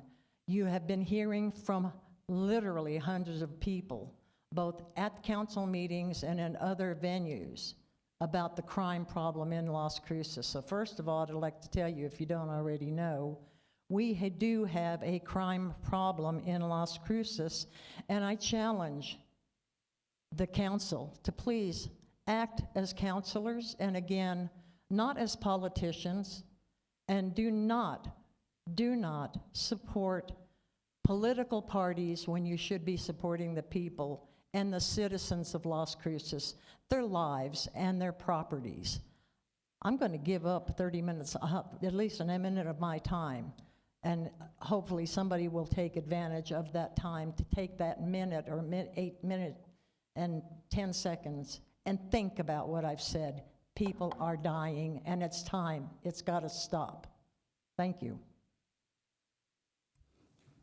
Thank you, Lori. Just a couple of clarifications. I think violent crime is down a little bit, but the other crimes I know are up a bit. So I just wanted to clarify that. But I also say I want the public to know this, that if the crime, whether it's trespassing or breaking of windows and such, is under $1,000, that's a misdemeanor. That's something there that the district attorney doesn't prosecute. It's only when they become a felony. So what I'm trying to get at is the city council has nothing to do with the misdemeanors. I think a few months back, several months ago, I introduced to you a name of a municipal judge that is no longer running for re-election. So I think things are going to get, hopefully, a little bit better starting next year. So I know that it's a lot of challenges right now, but this council is working diligently to do everything the best that they can. So thank you for your comments and your patience on that. Were you going to say something? Okay.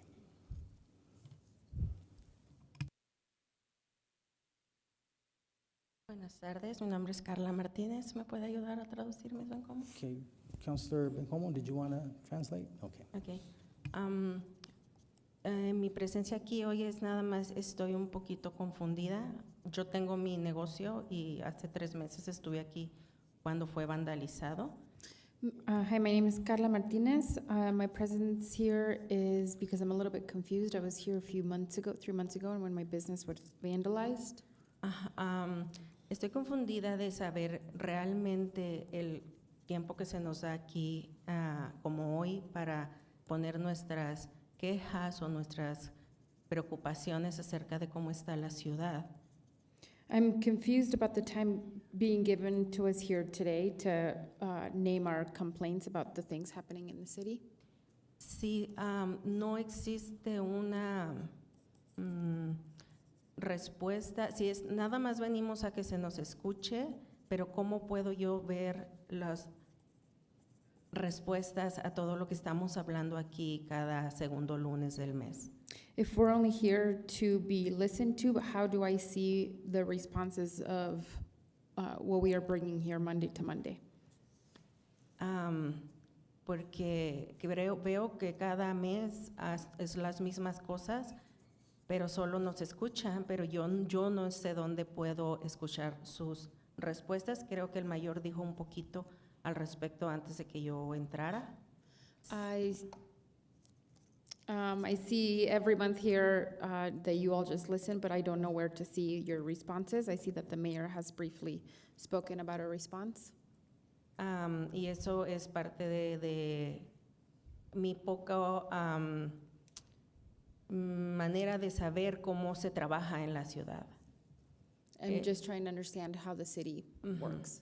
Y como pequeños negocios, cómo mi hija y yo podemos involucrarnos y crear alguna actividad en la sociedad para poder ayudar un poquito a todo este vandalismo que está sucediendo. And I would, as a small business owner, me and my daughter would like to get involved. We'd like to understand how we can create change in the community towards the vandalism happening. Y no solo venir a poner nuestras quejas o nuestros malos y negativos comentarios, que creo que eso ya estamos hartos de oír solo lo negativo de la ciudad y empezar a ver algo positivo para todos. And we'd like to be part of something positive. I think we're all tired of seeing just the negative of happening in the city. Esa sería todo mi pregunta para hoy. Gracias por lo que hacen y por lo que está pendiente por hacer. De verdad, yo tengo 3 meses ver la manera de cómo involucrarme para ser una parte de la solución de todo lo que está pasando para nuestros jóvenes. Nuestros niños no merecen la ciudad en la que estamos viviendo ahorita. I thank you for all you do. Thank you for all that is coming in the future. And our kids don't deserve the Las Cruces that we have today. Gracias. Y lo siento que no lo digo en inglés, pero es más fácil para mí expresarlo en español. Thank you. I apologize for not saying it in English, but it's easier for me to say it in Spanish. Gracias. So if you, un momento. So, Councilor, if you would respond. So a couple things. When members of the public come before us, council can't, all of us, talk about it because there's a state law prohibits us from discussing anything that wasn't on the agenda. Now, for one person, namely me, I usually try to give some response. So En that's en este formato hay una ley estatal que dice que no podemos hablar de cosas en detalles que no están en la agenda. Por eso, en esta situación, solamente va a oír hablar del mayor. Okay, and then, so how we would like it to work is if she could leave her name and phone number and address with the city clerk. Si puede, por favor, dejar su información con Christine, la city clerk. Then we'll determine who your city representative is. So they will get a copy, and as will I. And how I typically like to handle it is let your representative listen first.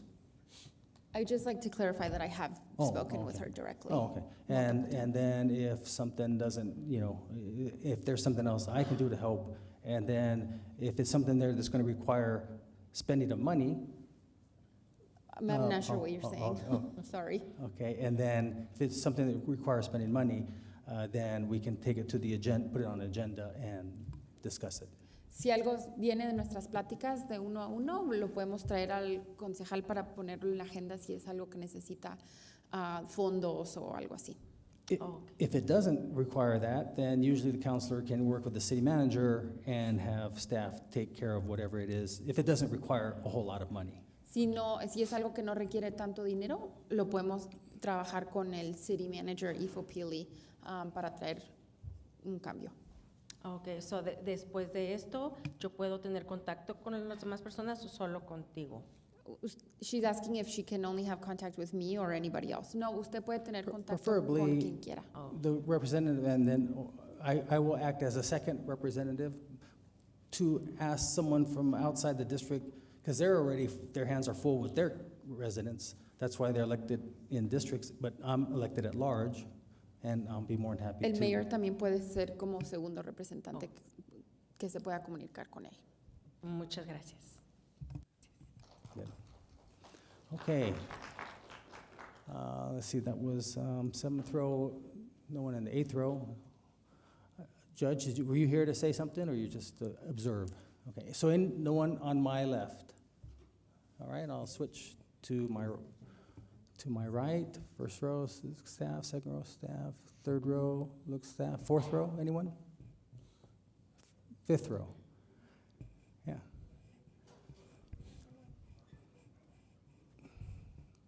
The bicycle gang. I thought that was you, Donald. I wasn't too sure. But with that, it's kind of hard not to notice that fluorescent shirt of yours. So. Yeah, it was really nice. They had the 25th anniversary for the village today. Right. I'll just need you to state your name, please. Thank you. Mayor Miyagishima, councilors, city manager, assistant city manager. My name is Donald Wilson. I'm here today to speak on behalf of Cruces. I just would like to take a point to, since I did work at the village at North Rise and you're recognizing them, one of the things we did while I was there that I was very pleased to do was to take a small amount of time out of our year, every year, and thank those of you who have chosen to dedicate many, many hours of your time to the citizens of Las Cruces. And we enjoyed having the mayor and many of the city councilors come up, and we would have a brief lunch. And we always made the promise, we're not here to ask you for anything. We just want to thank you for your service to the city. And I'm sure you don't hear that enough, but I'll start with that today. And you also provided us with jumbo. I mean, this is big jumbo shrimp. Ifo, you would love it. Excuse me. They were.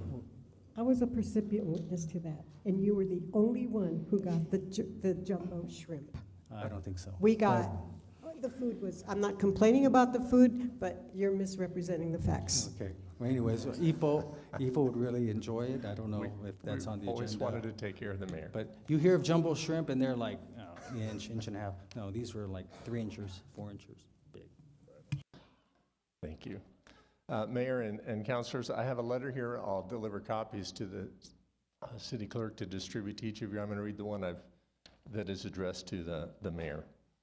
New Mexico ranks 46th in population density, but it is ranked as the deadliest state for pedestrian fatalities per capita by the Governor's Highway Safety Association for the 6th year in a row.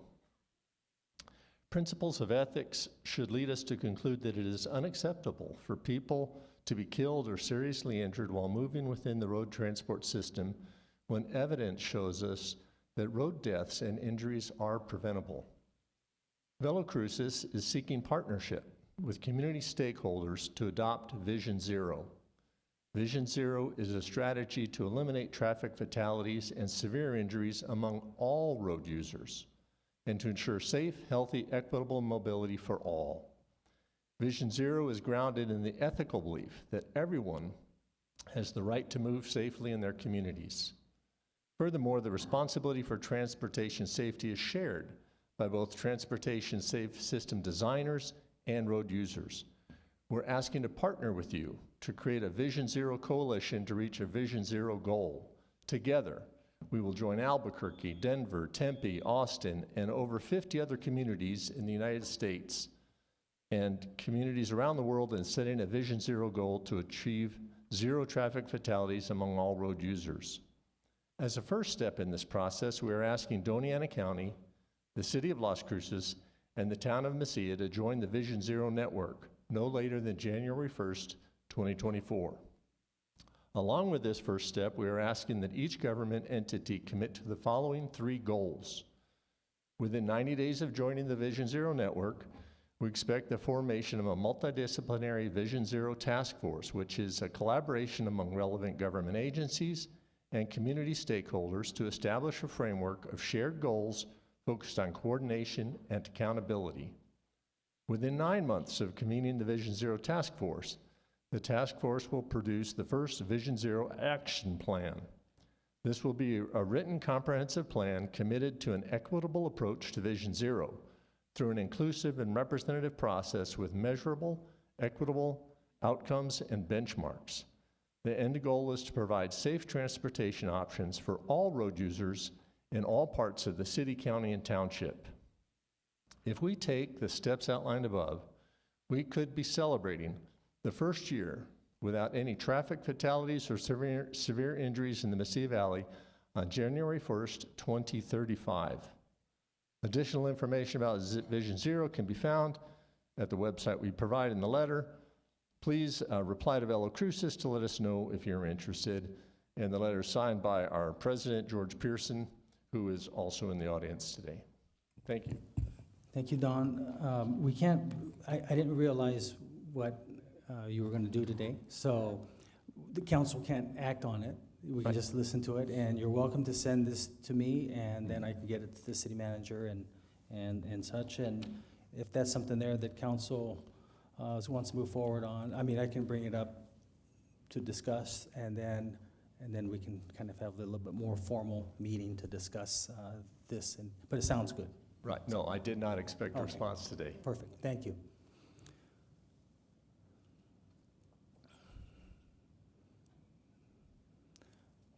So George, I let Don have a little bit more than 3 minutes because it was more of a presentation, but 3 minutes for you, okay?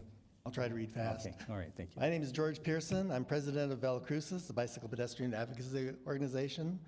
You recently held a work session looking at implementing speed cameras. I had heard some discussion about equity, but equity needs to be considered in creating any camera enforcement system. Fines should not be the only penalty, but a public service component similar to the mano a mano program should be available. Speed is a significant problem and causes more significant injury crashes, including fatalities. However, enforcement cannot solve the problem and is only a tool.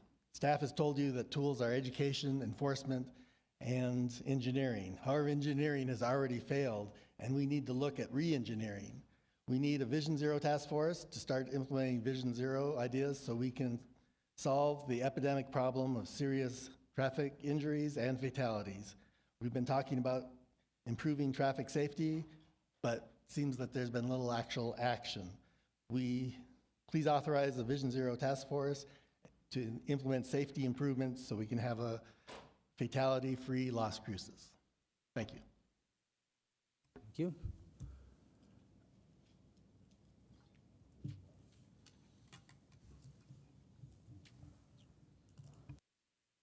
Hello, my name is Jim Wilcox, and I wanted to thank the council and the mayor and city manager for allowing me this time. I am I'm with Velo Cruces and helping them out, and I'm also on the MPO Bicycle Pedestrian Advisory Committee, but I'm not here to represent that group. I'm here to represent a group that couldn't be here today, and that is the dead. The people who were killed on our highways who could not be here today. They would support an effort towards Vision Zero. And I don't like to come and give ideas and things that, complain about something and then not offer ideas. So one of the things that I think could be improved, Bicycle Pedestrian Advisory Committee has asked for the police reports for the fatalities, and we've been blocked. We do not get the information about what caused a fatality, and yet our charge is safety and protecting lives. I know this is not the MPO, but you're a member of it, and there are people who can lobby and help us with that. And the other thing that I wanted to offer is an idea for a solution, or at least address the problem. I understand that there's only 2 police officers assigned to traffic enforcement. And while engineering is really a priority, making our roads designed better, there's not enough people on the roads enforcing speed limits, racing, dangerous driving. So I would recommend that we increase the number of people. Remember, an 8-hour shift just covers part of the day. And there's a formula that the police work with on what the total amount of coverage they have per FTE police officers. So my recommendation is at least 5 FTEs for the police officers to enforce our traffic. And when they're out there, they have a presence. They're seeing people who they pull over. They can also notice suspicious activity such as guns and drugs. Thank you for your time. Thank you, Mr. Wilcox. I thought a few years back that the city police department put on their website opportunity to download or access police reports via online. I see it here, I haven't tried it, but what I'm trying to say is you are eligible to get whatever information is there to the public. Now, there may be some supplemental reports that might come along with that or not. And if there are some that you probably didn't get, it could be pertaining because there's still an investigation open. But I just want to let you know that. And I can address it if you mind me taking a couple more seconds. There was a cyclist killed on Idaho, and I followed up with that. I got the police report. And I also got the police report from a pedestrian that was about the pedestrian killed on Picacho. But we are not given that on the BPAC, and I feel uncomfortable trying to distribute that when it hasn't been endorsed by those who are managing the BPAC. So my recommendation is that when there is a fatality, Bicycle Pedestrian Advisory Committee gets that report. Information is, you can't operate in a vacuum. Information provides us with what we need to know. Yeah, Mr. Wilcox, I welcome you to email me with your specific questions or concerns. I'll address it with management and see exactly what can be shared and what isn't, and try to find out. And I appreciate that. I know that there may be legal issues, but I would hope that those can be put in context of the benefits of providing more information. Absolutely. Thank you. Yeah. And George should have my email address, and probably so does Dawn. Okay. All right, so that was 6th row. Anyone? Next row. Okay, good.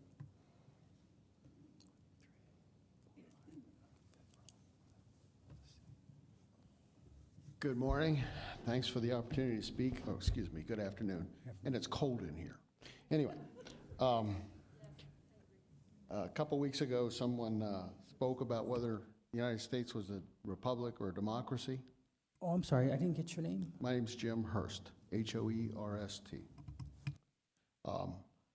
A few weeks ago, somebody spoke about whether the United States was a democracy or a republic, and I want to answer that. I'll do the best I can in 3 minutes. Thomas Paine answered this question in Rights of Man. What's a republic? A republic is a government that divides its power among persons. Rome was a republic. The Senate selected the Caesar and authorized taxes, and Rome was not a democracy because the Senate was not elected by the people but chosen by the autocracy. Rome was an autocratic republic. The few governed the many. Britain was neither a republic nor a democracy. It was a monarchy, and all the power was dispensed at the pleasure of the king. The king's successor was chosen by birth or God, depending on your point of view. Our founders rejected the model of Britain and chose the model for the USA after Rome and Athens. We would be a republic like Rome in that we would divide power. Power is divided between the federal and state governments. The federal government also divides power between the three branches. We would be a democracy like Athens in that the authority to govern would be derived by the consent of the governed, we the people, as stated in the Declaration of Independence. Rome was an aristocratic republic, and the United States would be a democratic republic. We would be a democratic in that the people would elect the president, even if indirectly, and the people would elect their national and state legislatures. The democracy was flawed for certain at the start. Unfortunately, it took 2 centuries to correct most of the problems, but we have nearly achieved our goal of universal eligibility to vote. Why would some of us want the USA to be called a republic rather than a democracy? First of all, they're redefining the word republic. Instead of defining a republic as a government with divided authority, they are defining it as democracy light. They mean a system that is intentionally flawed and allows for a minority to assume authority over the majority. Those who deny our democracy would have us believe that our forefathers did not intend for us to be a democracy at all, and that our founders actually meant for a minority to overrule the majority through devices like the antiquated Electoral College, a Senate that overrepresents conservatives, and gerrymandered legislatures.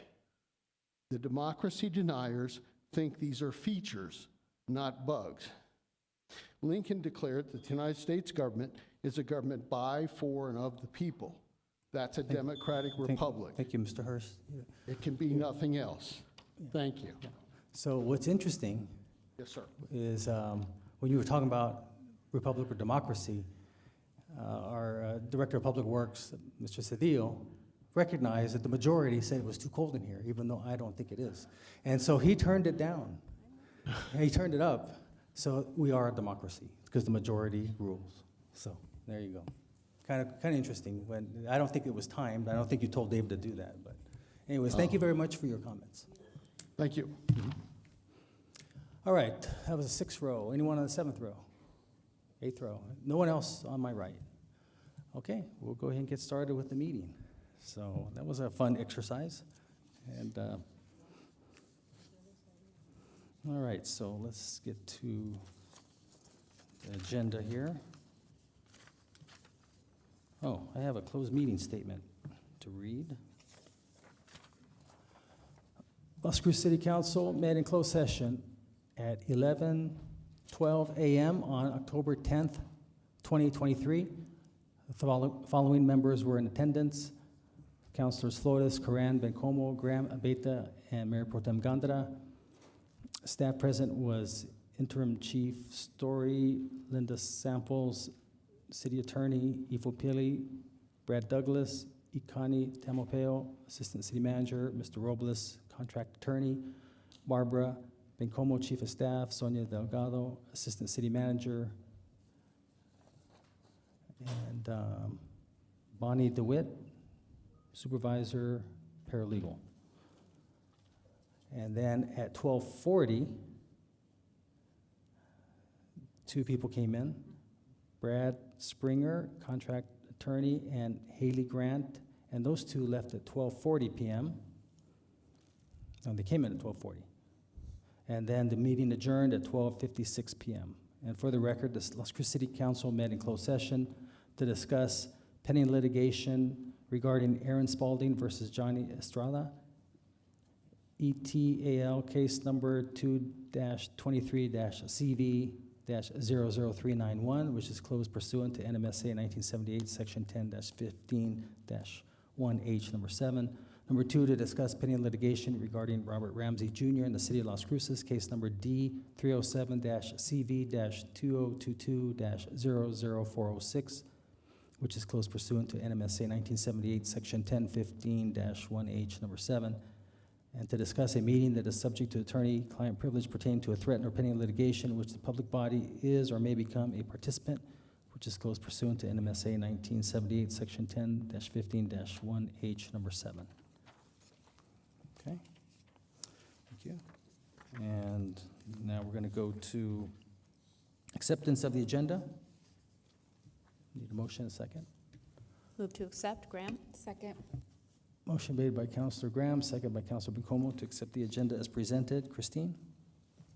This is on the motion to accept the agenda as presented. Councilor Abeyta? Yes. Councilor Graham? Yes. Councilor Bencomo? Yes. Councilor Coran? Yes. Councilor Flores? Yes. Councilor Gondeta? Yes. Mayor? Yes.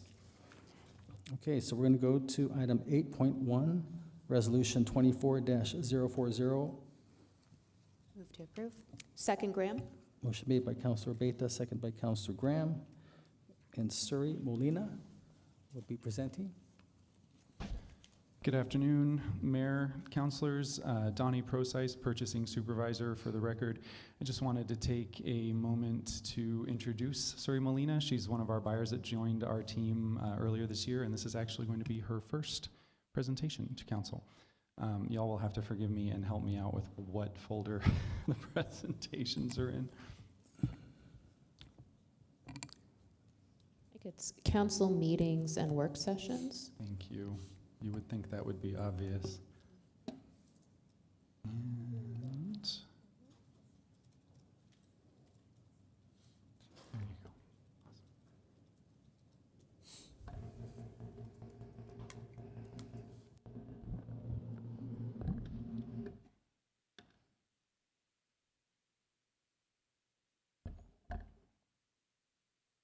Good afternoon, Mayor, Councilors. Excuse me, Suri, can you bring that microphone down?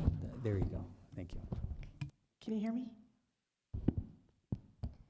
My name is Suri Molina, and I'm a buyer in the purchasing section. Today, I am presenting a resolution to approve an electronic fuel card service contract. Las Cruces Municipal Code, Chapter 24, states the city can use contracts from other government entities as authorized exemptions. Using this contract is the most practical way for staff to procure supplies and services for the city's operational requirements. Fleet's line of business seeks to authorize the electronic fleet card service contract provided by Wax Bank. This will be done through the New Mexico State Purchasing Division price agreement. The purpose of this action is to account for the unpredictable nature of fuel prices, public safety requirements, and the increase in fleet size of the city. The staff has requested an annual contract cost of $350,000, and the agreement will remain valid until December 31st, 2025. Fleet Service Section managed fuel sites at Halley and Avenue Complex and the Utilities Building on Motel Boulevard. Fleet is decommissioning one of its fuel tanks, and the only transit fuel pump will remain active at that location, affecting Fleet's ability to stock enough fuel for the city's operational requirements. Fire Station 1, 2, and 3 are the 3 fire stations within reasonable distance to utilize the fuel sites. All other fire stations would have to travel outside the district to fuel at the available locations, negatively affecting response time and public safety.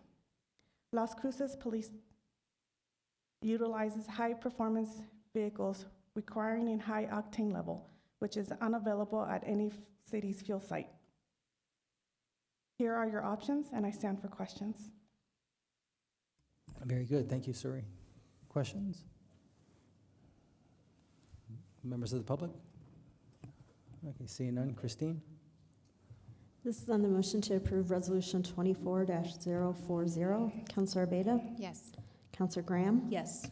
Counselor Bencomo? Yes. Counselor Cran? Yes. Counselor Flores? Yes. Counselor Gunda? Yes. Mayor? Yes. So, Suri, to be able to do presentation and not get a question from Counselor Flotis is pretty good. So you did it. I didn't want to say that until after we voted because then she'd ask you a question, but Thank you. good job. Okay. All right, so next item, 8.2, Resolution 24-041. Move to approve. Move to approve. Second, Graham. Motion made by Counselor Abeta, second by Counselor Graham. Rocio Gamboa will be presenting.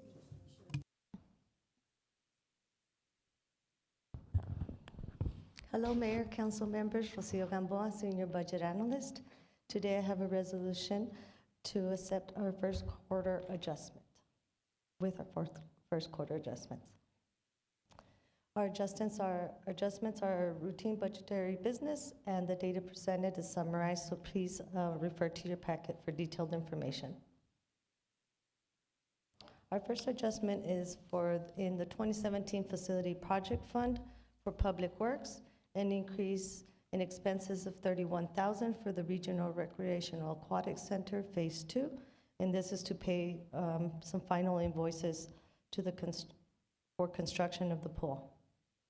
Our second adjustment is in the Public Park Development Fund for Parks and Recs for $1.5 million. $515,000 will go towards Chandler Tank Park, and the $1 million for Highland Park construction, and this is to bring the budget up to engineer's cost estimate and to complete in one phase. Next adjustment is for our Gold Bond Project 2019 Fund for Public Works, an increase in expenses of $29,000, and this is to pay off some remaining invoices for our pieces at the Animal Service Center and at Fire Station 3. Here we have the utilities adjustments broken down by utility. The data presented is showing the net change in each utility. For shared services, we have a net adjustment of $117,000 in increased net revenue. The gas utility has a net adjustment of $744,756. Water, that includes for operational needs and a carryover in VAF. The water utility has a net adjustment of $212,000. Wastewater has a net adjustment of $883,000. Solid waste, $430,000. And all three of those are for operational and capital needs. I will turn it over to Cynthia Campo to go over capital improvement.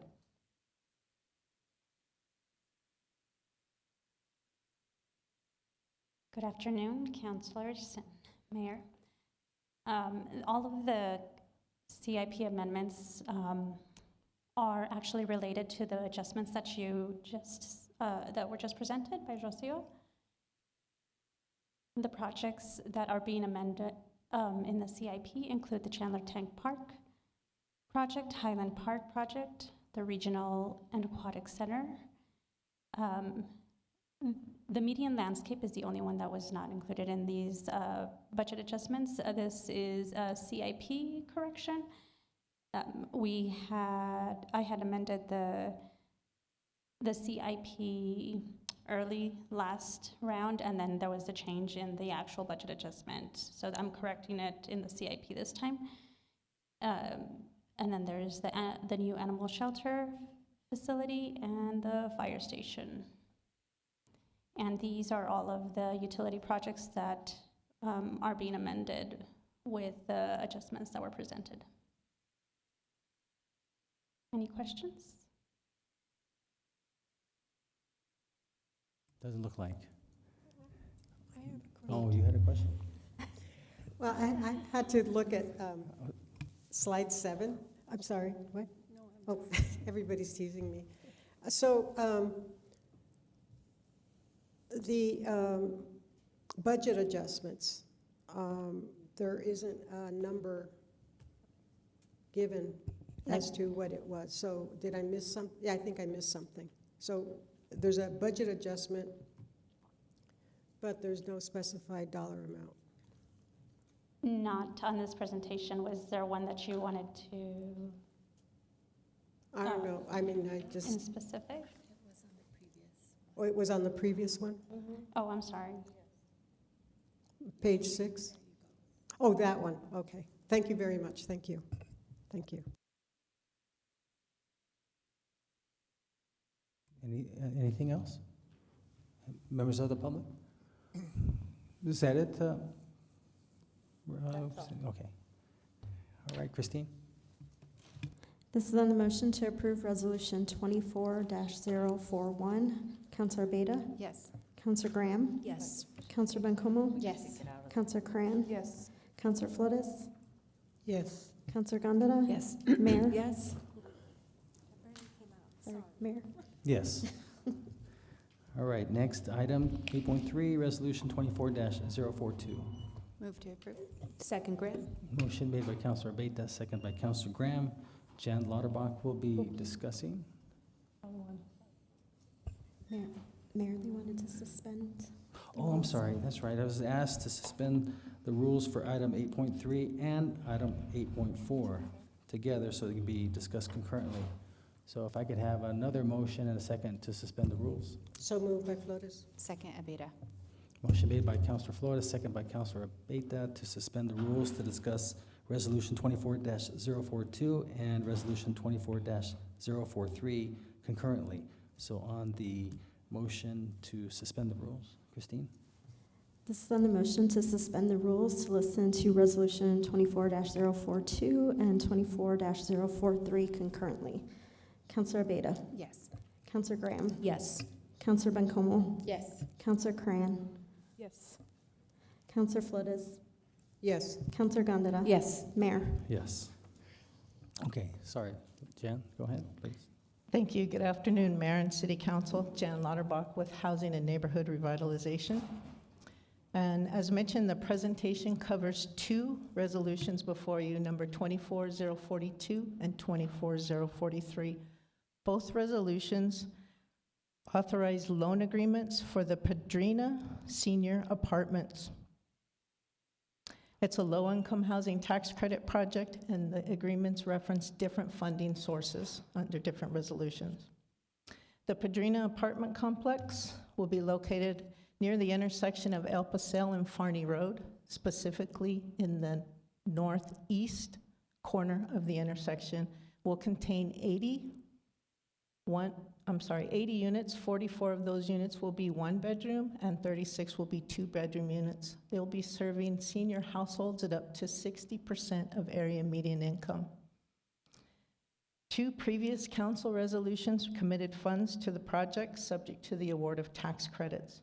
Resolution 23077 committed $3 million in local city funding for the project. That was approved in December of '22. And then Resolution 23122 approved in May of this year, pre-committed HUD, Home Investment Partnership or HOME funds, and Community Development Block Grant or CDBG funds to the project. As the project gets closer to the start of construction, we are here today to approve the loan agreements allowing for the financing to be in place, permits to be pulled, and construction to begin shortly. We're anticipating that construction beginning in January. The city funds loan is a residual receipts loan at 3% interest over a 20-year affordability period.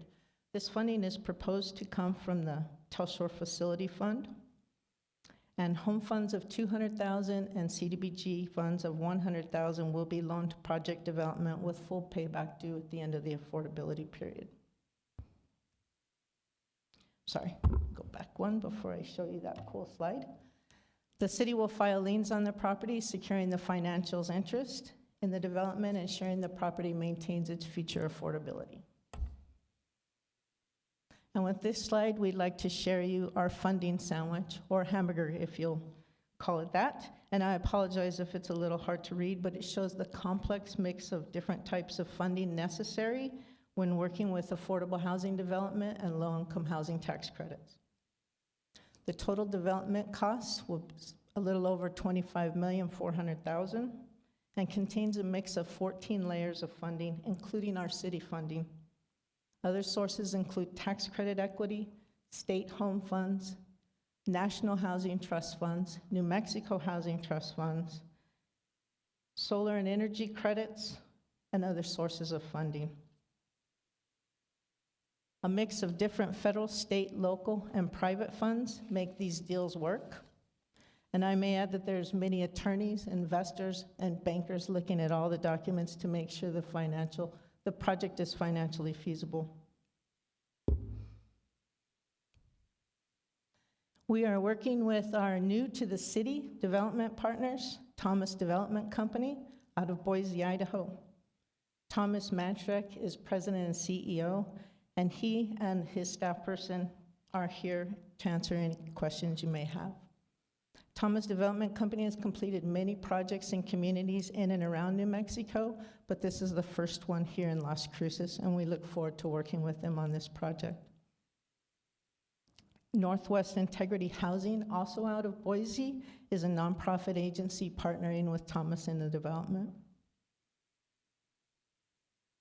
Here's a vicinity map of the project. You'll see in the top left corner is actually Las Cruces High School. Then we have the subject property outlined in orange, and directly east of the subject property is the Fringer Park area,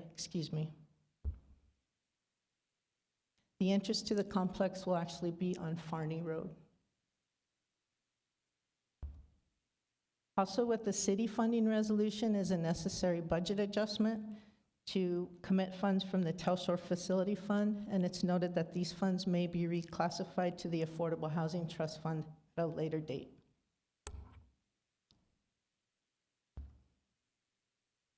And that concludes our presentation for both resolutions, 24042 and 24043, for the city funds, and then the home and the CDBG funds agreements. And with that, we have your standard council options, and I stand for questions. Okay, thanks, Jan. Mayor Pro Tem. Thank you. Thank you, Jan. Appreciate the presentation. I especially like the slide 4. Was that the hamburger one? Yes. I thought that was really a good way of describing the variety, right? The numbers of funding. So thank you. Good visual. Thanks go to Natalie for that one. Yeah, Natalie, good job. Good job. I noticed on the slide, the last slide before the council options, that you said that that this would be coming from the Telshore Fund, but that it may at a later date, and I caught that, to be taken from the trust fund. And is that because we haven't sold the bonds yet for the 6 mil? I'm sorry, Mayor Pro Tem Gandara, it's not due to the bonds on this one. It's just that the way they're running the Telshore Facility Fund wanted to keep the money in there instead of so many disbursements, from what I understand. Please correct me if I'm wrong. But it may be moved to the Affordable Housing Trust Fund for ease of watching. It may or it will. That's what I'm tied up. I'm concerned about the language and when we would do that and who decides that, which I thought council did. Mr. Mayor, Mayor Pro Tem Natalie Green for the record. If Go Bonds if the committee decides to allocate a portion of the Go Bonds to this project, then those expenses specifically would get moved to the Affordable Housing Trust Fund. But the advisory committee has not made that decision, and neither has staff, so we just wanted to keep the option open in the event the bonds are sold and we choose, well, I say we, but the council chooses to allocate some of that funding to replace some of this Telshore funding. Okay, yeah, I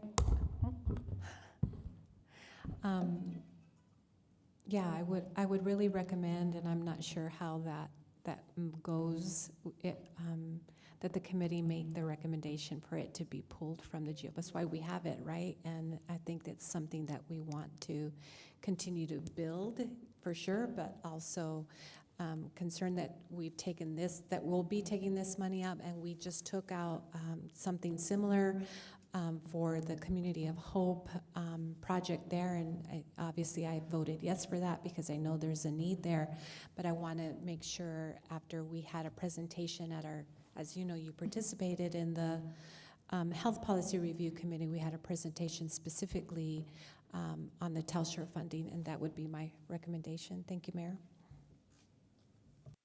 Thank you. Councilor Abeta? Thank you, Mayor, and thank you for the presentation. I really just have a comment. This project is going to be located in my district, and I know a lot of individuals. I was just with some community members the other day, and they were asking questions about it and what it would look like. Some were even inquiring what was the age that they had to be considered a senior for it. So I know that there are a lot of people that are really excited to see this type of housing go up in the area, and so I just wanted to say thank you for that. Thank you, Mayor. Councilor Flores? Thank you, Mr. Mayor. I would like to hear from Ms. Demouche insofar as the question that Mayor Pro Tem posed.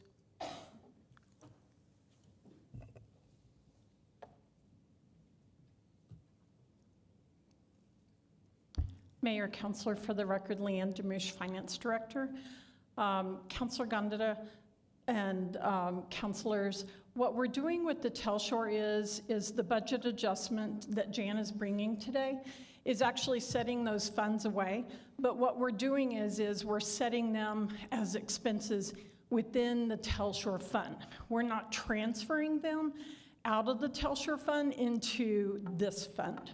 And one of the reasons for that is because in the past, when we were doing the asylum seekers, when we were doing the pandemic, we were having issues with trying to reconcile the Telshore fund and see exactly, what was left in the Telshore fund, what's going in, what's going out, what grants are coming in.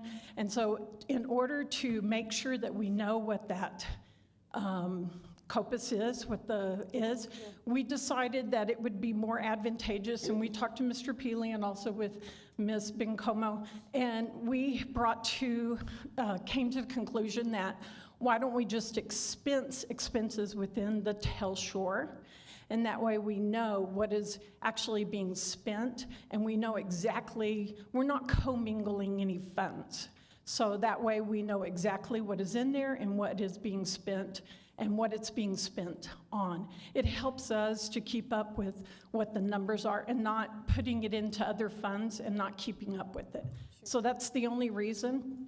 And that's why if and when soon, we are gonna be bringing to council the fund for the bond for the affordable housing. If council sees that some of the bond should be paid using this, then what Jan said is we'll just move the expense to that because those funds will go directly into that trust fund. That was actually set by ordinance or by when we brought that to you. So that's the only reason for that, is that we're just not transferring. What she's doing is she's bringing in the expense, but we're leaving it in the Telshore fund. And she'll just use the Telshore fund for those expenses. Hopefully that answers your question, Councilor Gondeta. Thank you. Okay. Thank you, Ms. Demouche. Thank you, Mr. Mayor. Any other questions? Jana, I do. Just a couple.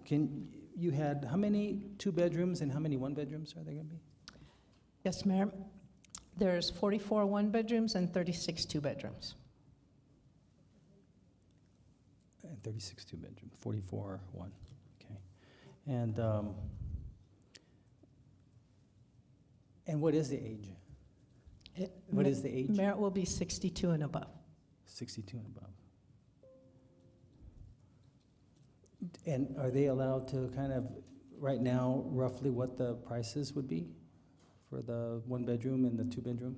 Yes, Mr. Mayor, current prices, prices are dependent upon your income level, so there'll be 2 different ones.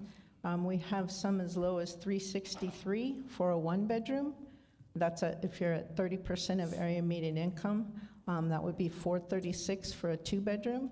And then if you go up to the 60% of area median income, you're looking at $727 for a 1 and $873 for a 2. So I found out recently, but I don't think they're 62 and a half, but I found out that the state is looking for a lot of one-bedroom for people that they're self-sufficient, but they're only allowed, I think it's 500, I don't know, like $500 or $600. But there's a lot of them are not 62. They're a little bit younger, and there's like no places in the city that they feel comfortable even at $500 for a one-bedroom. So I was just curious what the prices are. So I'm sure this is going to be very welcomed, especially for the seniors that need this, because it's all locked up. So this is a very welcome project. Yeah. Okay. Any members of did you have anything you wanted to say, sir? No? Yeah, you're the applicant, I guess, or but if you had anything else you wanted to say. Mr. Mayor, members of the council, Tom Mantrek, Boise, Idaho. With me is Angie Ferguson, the Executive Vice President of Thomas Development, and she still once in a while lets me talk at city council meetings, and so I'm really enjoying this today. Parker Schenken is our bond attorney, and he's also here. Today is the start of hopefully the last lap around the track for this development, which has been, if I could sing, I would sing the old Beatles song, "It's a Long and Winding Road," because that's the way these affordable developments have been. And it's not just in Las Cruces. We have one in Idaho that took almost 3 years to get started, one in Albuquerque that's about the same time period. It's just really, really complicated. You may not remember, but we've been before you a couple of times. This property needed to be rezoned. We had a teeny tiny density variance because the survey was 3.99 acres and not 4.0, and then we asked for a small height variance, all of which planning and zoning and all of which city council approved, for which we thank you a great deal. I want to clarify two things. First, a comment from Ms. Lauterbach. The age requirement is age 55, not 62. And so, Mayor, if there's a group of people that would be in that price range, or that age range, excuse me, then they would age qualify for the property. We also, even though our rents, the lowest of the one-bedroom rents kind of fit that $500 threshold, we gladly accept Section 8 rental vouchers. So if a person is, under the HUD guidelines, if they can only pay $200 in rent, then the voucher makes up the difference. And we have lots and lots of vouchers, and we really welcome that program, particularly in our seniors, because it's far too often that our resident profile is a single person, generally a woman, who's living on survivor Social Security benefits, and that ain't very much.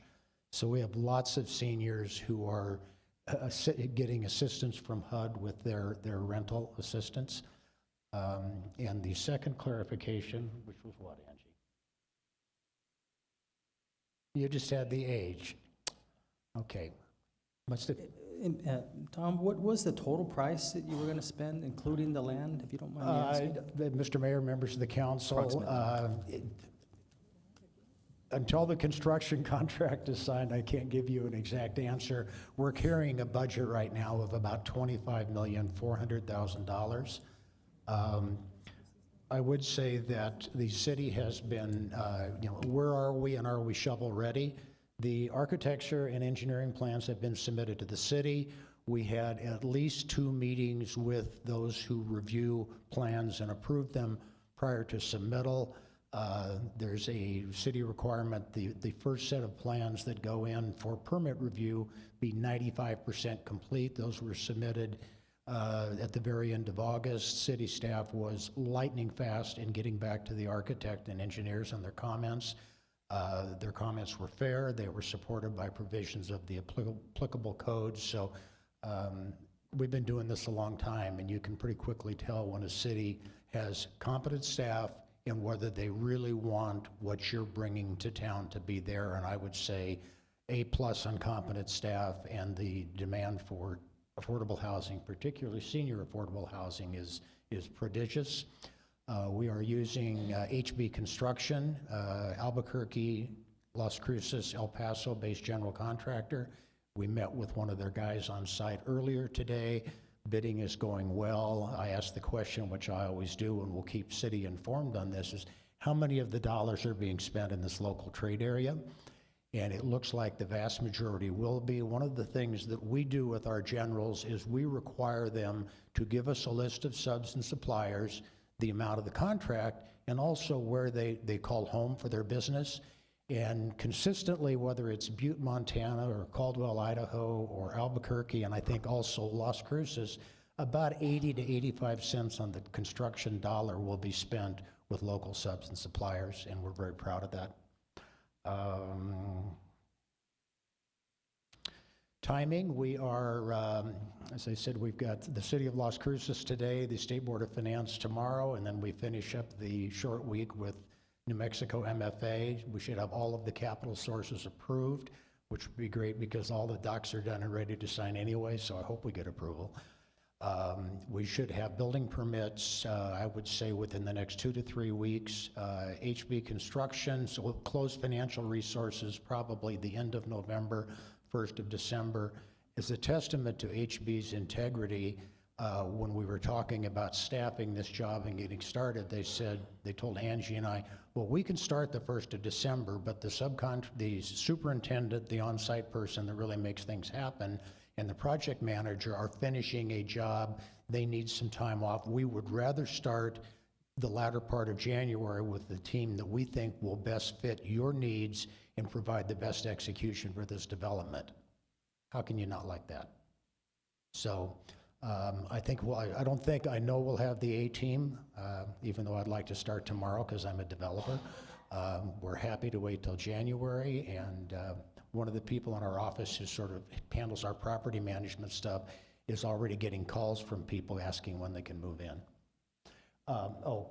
My other question was, Counselor, we had probably 4 or 5 neighborhood meetings during the course of the planning and all of those sorts of things. I'm going to give my business card to the city clerk, and if you have constituents who have specific questions about who we are and what's going on, if you can just refer them to me, I'll give it to Angie, and she'll answer the questions. So thank you for your time. Happy to stand for any questions. One thing I also, and that's great news about the different subs and different contractors you're using. Also, just for the heck of it, I'm sure you already have these numbers, based on 25 million, you're bringing in 220,000 in property taxes, of which the city gets about 37,400 a year. So thank you for that too. Actually, Mr. Mayor, I hate to disagree with you, but there's a New Mexico statute that affordable housing, if the ownership of the transaction is structured properly, we are exempt from property tax. Oh, wow, I didn't know that. It's structured properly. Okay, I got to check that out. Yeah, well, New Mexico legislature passed that, Parker, how many years ago? And that's probably good. That's how you help offset be able to offer a little bit lower rates. So I mean, I'm yeah, good with. Yeah, I mean, our business is you know, you've all read stories about rents going through the ceiling in Dallas and Phoenix and everywhere else in the country. Affordable housing rents have not, but guess what? Our construction costs have gone up at the same level as do market rate construction costs, because but for some little bit nicer finishes inside the units and maybe a little nicer outside amenity package, the rest of our construction costs are identical to an apartment complex in Las Cruces that would rent for twice as much as we're renting for. Are you exempt from having to pay gross receipts tax on the construction? I wish we were. Oh, okay, well, good. That's a big number. It's about $10 a square foot. Oh, that's a lot. It's good. Yeah, the best thing that the governor could do to help affordable housing would be to exempt that. No, I like that, actually. It's not a question I'm I think going to that's ask her, though. I think that's good, because that helps, again, defray the costs and keeps your operating costs lower, so that you in turn can do this for those that need Exactly. it. So Yes. thank you very much. That's great. Any other questions? Okay, great. Thank you all for your time. Congratulations. I'll give my card. Okay, so this vote will be on the first resolution, 24-042, which I believe was motioned by Councilor Abeyta, second by Councilor Flores. Christine? Oh, Graham? No, I'm sorry, Councilor Graham. I was just checking to see if you were paying attention. You were, so. I was just joking. See if you were going to correct it.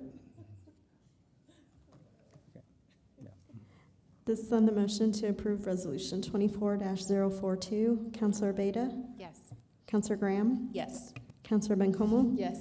Councilor Cran? Yes. Councilor Flores? Yes. Councilor Gondeta? Yes. Mayor? Yes.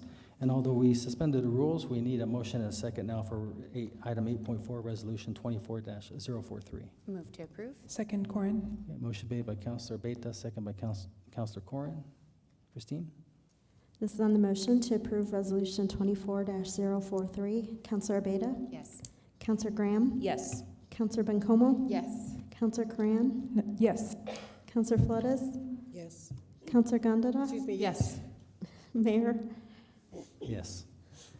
Okay, so next we're item 8.5, Resolution 24-044. Move to approve, Graham. Second, Abeta. Motion made by Councilor Graham, second by Councilor Abeta, and Leanne Demouche will be presenting. Your mic.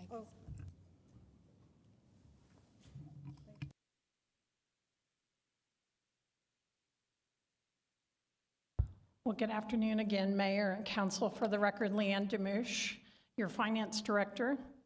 This is a joint effort. This is a resolution for a fee structure for Municipal Court for Indigent Defense Services. Muni Court does not have access to our iCompass, and I am helping them with this. I'm going to give the presentation, and then I have the good folks of Municipal Court behind me. That's why he's here today, Mayor. I made sure the judge was here to help me. So moving forward, just give you a little bit of background. June 3rd of 1990, there was a resolution passed, 90-008, that authorized for indigent care services $150 per case, and that's what they've been doing all this time. On February of 16th of 23, our internal audit, Viola did an internal audit report. There's the audit report number if you're interested in seeing this. It's on our transparency site on the city. And it made a recommendation. And one of the recommendations was that municipal court adopt a fee structure similar to the New Mexico state statutes of 31-16-8. And that is what we're bringing to you today. So in your Exhibit A, and excuse me, I have a little bit of tickle. Exhibit A is the rate structure that we're bringing forward to you. There's 4 different rates that we have on there. And I do, Christine, is this a time that I say this? I am requesting also an amendment. I apologize, but I made a little bit of a typo, even though I had 5 other people look at it. But on number 1, where it says proceedings that are terminated prior to a trial, a sum fixed by the court, not, I left out the word not. So that's all we're doing is adding the word not less than $1. So on number 1, if you have a term, if you're the court case, the proceedings are terminated prior to a trial, then the trial sum affixed by the court, not less than $1 nor more than $300. On number 2, if it goes to trial where it's appropriate and there's a filing of a notice of appeal, a sum fixed by the court at not less than $1 nor more than $400. If the services in post-conviction remedy proceedings in the municipal court, a sum fixed by the court at not less than $1 nor more than $150. And number 4 is for services in prosecuting any appeal or review in the district court, court of appeals, or the Supreme Court, a sum fixed by the court at not less than $1 nor more than $500.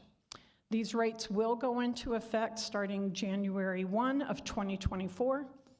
And with that, these are your council options. Thanks, Leanne. Councilor Graham, Councilor Coran. Just a quick clarification. Did I understand the packet correctly that these haven't been updated since 1990? That is, Mayor, Councilor Graham, that is correct. Okay, so let the record reflect I was then a freshman in high school, and now I'm a mere 8 years away from being able to live in Pedrena apartments. just to put it into context. Neighbors. Thank you, Mayor. Okay. Thank you, Leanne. Thank you. Councilor Corrin? My question, I will not be able to visit you guys for some time, sorry. My question is actually more related to the idea that the municipal court structures and money collected is outside of the city's sort of financial reporting infrastructure. Is that correct? That, Mayor, Councilor Khan, that is not the revenue that they receive does come into the city. Oh, okay. They are, while they're not a city department, they are structured. If you look at the organizational chart, they're off over here. But they have a budget that we budget for them, and any revenue that they receive, we budget that revenue and we show it in actuals as well. Now, a lot of their revenue, just putting a little caveat on that, some of it comes in and then immediately goes to the state. You know, there's like different kinds of, like I think DWI is one of them, right? And it goes straight to the state. We don't keep any of that revenue. We collect it, but we move it on. Okay, thank you. That's really good clarification. I just misunderstood something you said at the beginning, so that's my bad. That was the only question that I had. So, thanks. Councilor Bencomo? Thank you, Leanne, and thank you, Judge, for coming and sitting through the whole meeting for this very last part, so I appreciate it. I guess my question is, yes, I'm glad we're doing this, but it's more even about the process. So for court-assigned counsel, do you have like a pool of local attorneys who have said, yeah, I'm going to pass that on to the judge. Okay. Yeah. Good afternoon, Mayor, members of the City Council. Anthony Filosa, Municipal Court Judge 2, Las Cruces Municipal Court. Councilor Bencomo, currently there's 4 attorneys that we use on a rotational basis that are in private practice and that provide appointed counsel service to indigent defendants or defendants deemed indigent in the court. And so one of the other recommendations in the audit is that we need to have more of a formal process with those attorneys. So that's another piece of the audit that has a recommendation that we welcome and that we're going to work with Ms. Demouche on in the future. Is 4 enough, or what is the recruitment like for this? And do you think this will help? I mean, it's not as far as 4, I think at this particular point, we keep them pretty busy from my estimation. Not every single case charged in the municipal court is eligible for appointed counsel. They have to be facing a possible term of incarceration. So you're looking at any offense charged in Chapter 19, criminal offenses of the municipal code, some in 27, which has more, it's the driving traffic code where DWI's, the DWI ordinances and other driving on suspended revoke, some of those offenses. So I don't know if I have the information at this time to say that we need more attorneys, but we do keep them pretty well engaged. Okay, that's helpful just to even understand the process. I appreciate it. Thank you. Okay, anybody else? Members of the public? Oh, sorry, Councilor Flores. Oh, I'm sorry, I didn't see the. It's okay. Thank you, Mr. Mayor, and I have a question for the attorney. Excuse me, well, he's also an attorney. Thank you, thank you, Judge. It's indigent court. Are those court-appointed pro bono attorneys, or do they submit a bill? Correct. So this fee structure that we're asking or is before the council essentially would determine their fees that they would invoice to the municipal court. And I believe they submit an invoice once a month. The 4 attorneys submit an invoice to this municipal court once a month. So they're not providing pro bono service, they are getting compensated. This particular resolution would kind of update how they would be compensated. So we don't have the specifics as to how they would be comped, or per hour, hourly fees, case fee. I mean, what is it?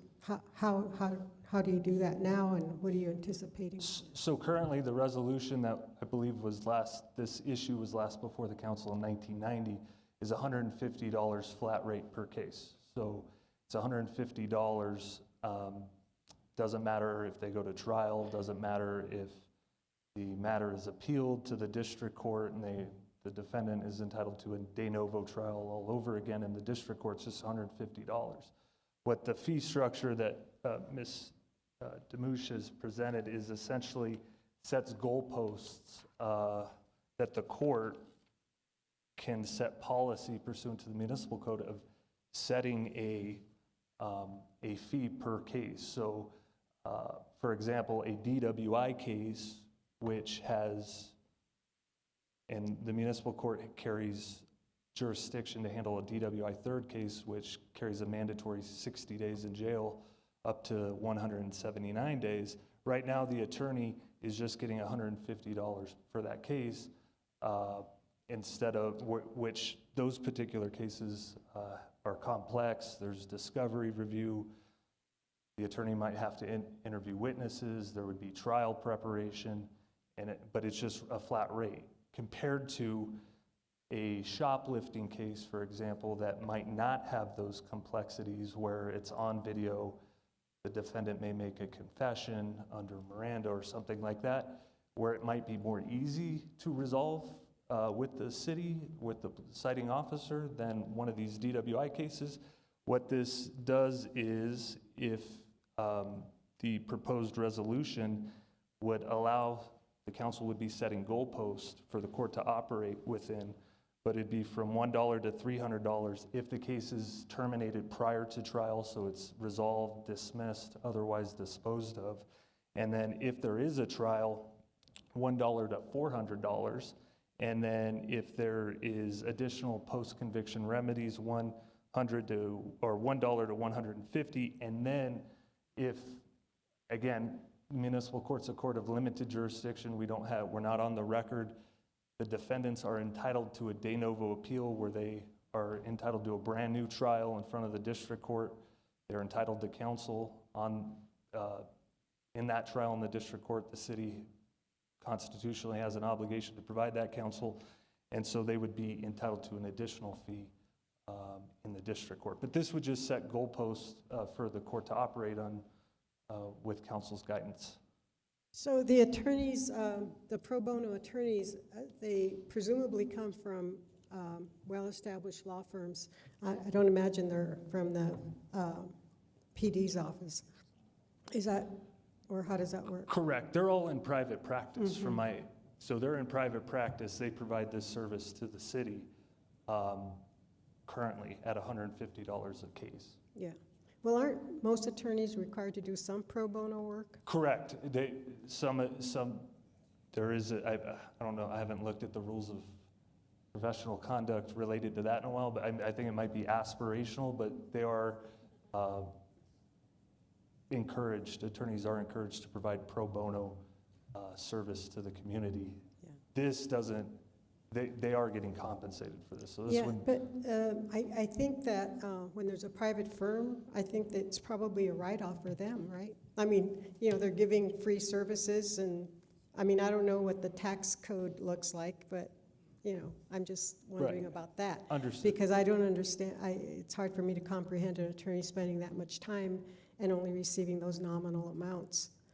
So I'm just wondering what has kept the program going, or how long have you been with Muni Court? I was appointed, I believe, April 3rd of this year and started May the 1st. Right.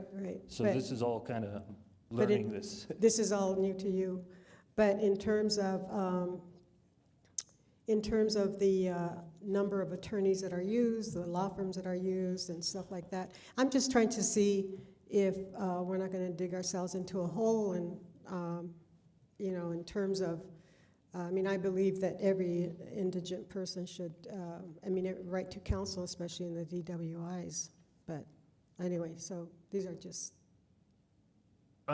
Understood. I don't. The 4 attorneys that we commonly see in the municipal court, I know that they may have other contracts with providing panel representation in federal court. I believe a couple of them do.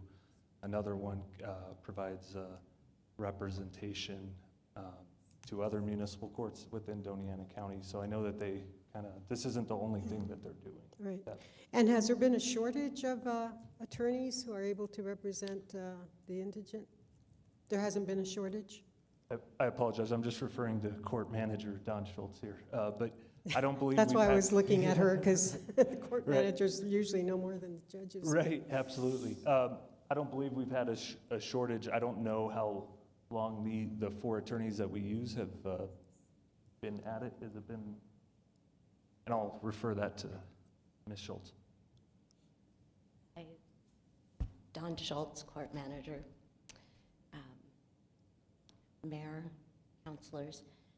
The attorneys, I've been with the court since September of 2020, and we've had the same attorneys on our indigent panel. So there has not been a shortage in any way. We did recently bring on another attorney, and then he changed his mind. That was Mr. Lahan. So we're staffed. We have plenty of attorneys. Okay, thank you so much. Sure. So then my question is, if it ain't broke, why fix it? And I'm not saying that attorneys don't deserve what they work for, but I'm just saying, just asking, why? I mean, based on all the information, is there just Sure. an equity thing or something, I mean, 1990, just, I don't know, inflation? Correct. Well, the first thing I think that's kind of spurred this, Mayor and Councilor Flores, is that Judge, do you mind moving the microphone I up a little bit? apologize. Was that the internal audit recommended that this come before the council and be updated. And this tracks a state statute that is currently on the books that is in New Mexico statutes annotated 31-16-8. So the recommendation in the audit was, let's get in line with the state statute. And so that's kind of why we're here. I do think it isn't a bad idea to kind of not just give a flat rate and allow the court to put in place some policy where there might be a higher rate for more complex cases than just a pretty non-complex, simple case. So. And do you think that'll encourage more attorneys to volunteer or to participate in defending indigents? I don't know. I would hope so. I hope, obviously, we've got a problem if we can't provide indigent counsel. It's a constitutional right, as I know the council is aware. So hopefully we don't run into a situation where we can't provide counsel or no one wants to do this type of work, because then we've got a huge problem, a constitutional problem. So. Great. Well, thank you so much, Your Yes, Honor. And thank you. Thank you, Mr. Moosh. Thank you, Mr. Mayor. Any other comments from council? Members of the public? Seeing none. Christine? Mayor, we need an amendment. I'm sorry, that's right, we need an amendment. I need a motion, a second to do an amendment, please. So moved, Graham. Well, I need you to state the amendment. So moved to add the not, Graham. To add the not less than. Second by Flores. Okay. Motion made by Councilor Graham, second by Councilor Flores. And Christine, did you get that on you're good enough for the explanation by the soon-to-be senior citizen? Or what was it? Okay, all right. So if there's no questions on the amendment, Christine? Well, you brought it up. Right? This is on the motion to amend Resolution 24-044 to add the word not and less than. Councilor Abeyta? Yes. Councilor Graham? Yes. Councilor Bencomo? Yes. Councilor Coran? Yes. Councilor Flores? Yes. Councilor Gondeta? Yes. Mayor? Yes, now we're back on the main motion. So if there's no further questions for anyone, Christine? This is on the motion to approve Resolution 24-044 as amended. Councilor Abeyta? Yes. Councilor Graham? Yes. Councilor Bencomo? Yes. Councilor Coran? Yes. Councilor Flores?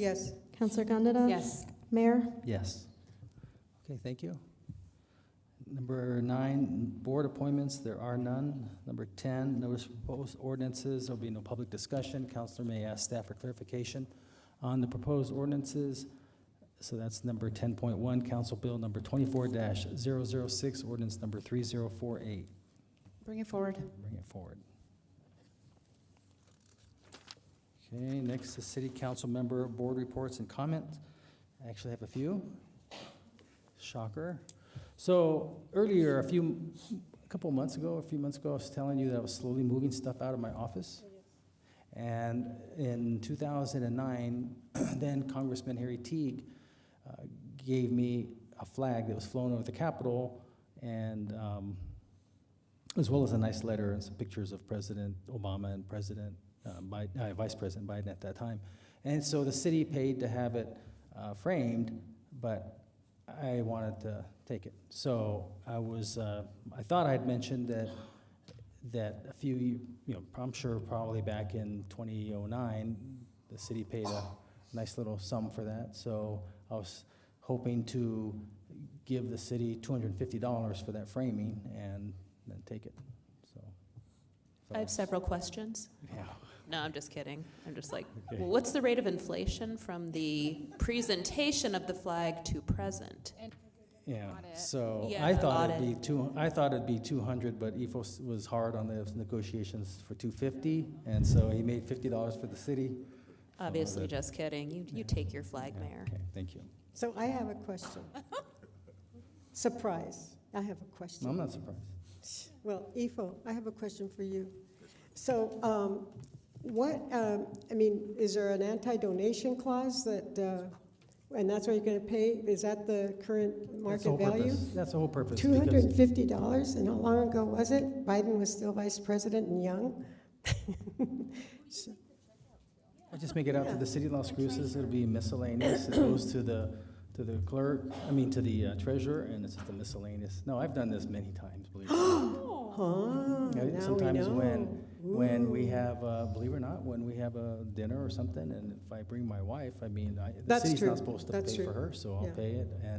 Yeah. And for the record, I paid for her to go to Germany. I So know.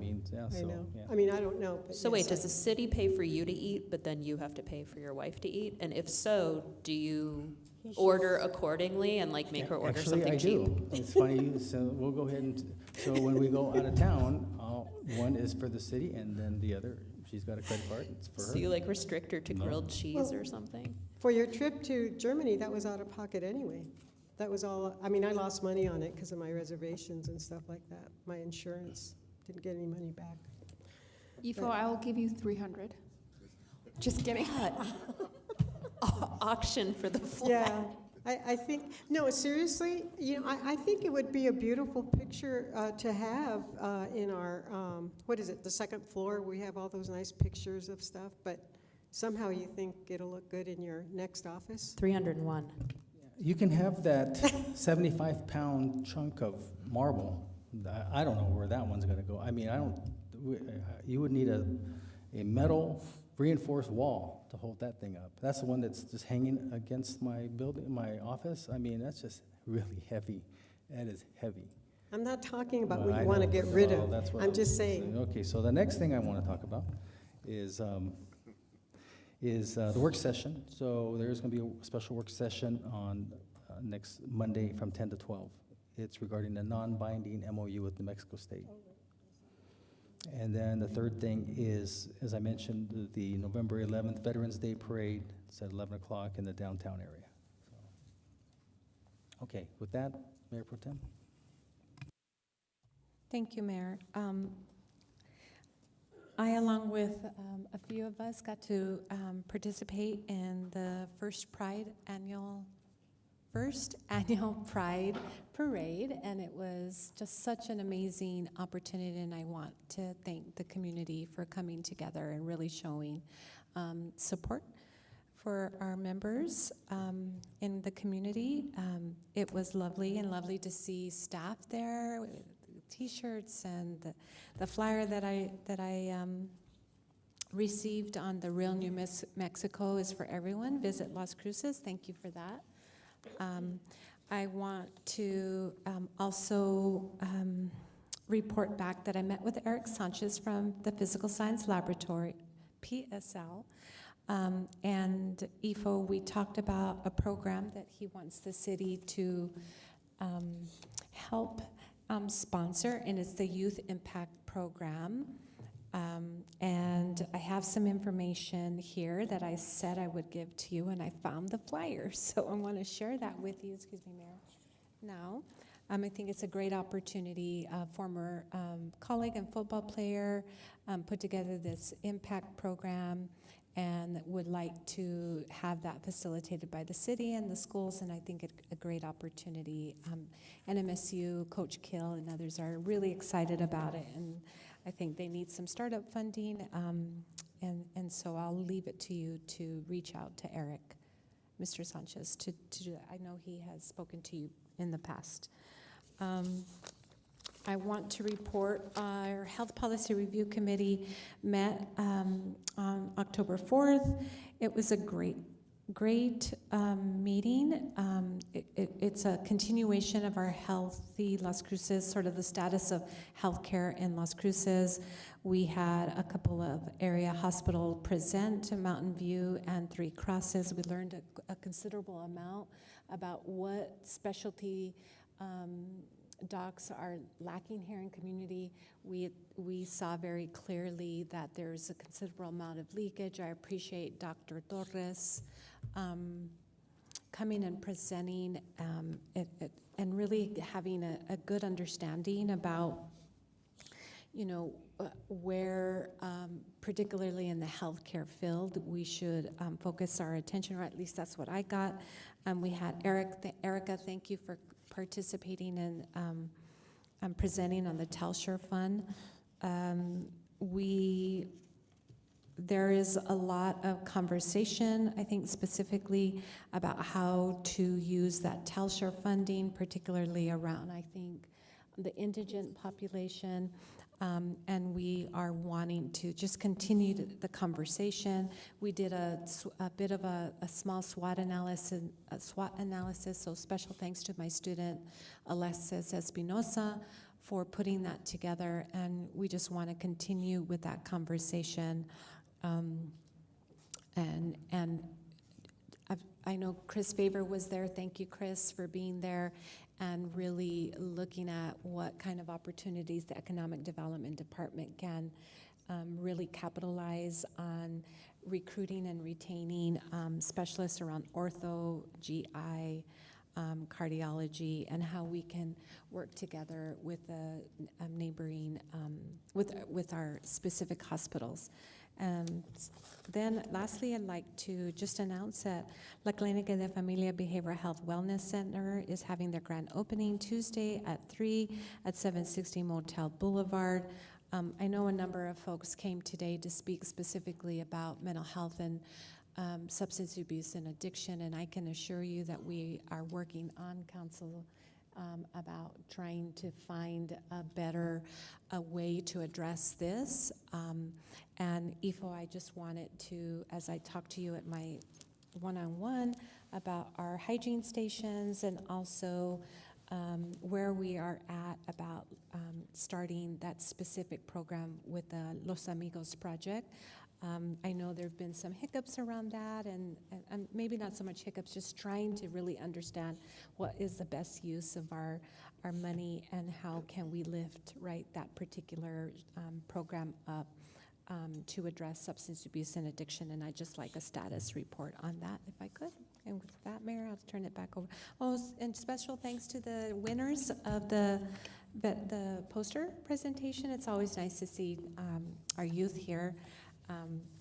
And I'm wondering if we could, and maybe this happened last time, where there was a nice laminated poster board and we put it up on the foyer, and I think that's probably what will happen, but I wanted us to make sure that we get that accomplished to highlight the winners. Thank you, Mayor.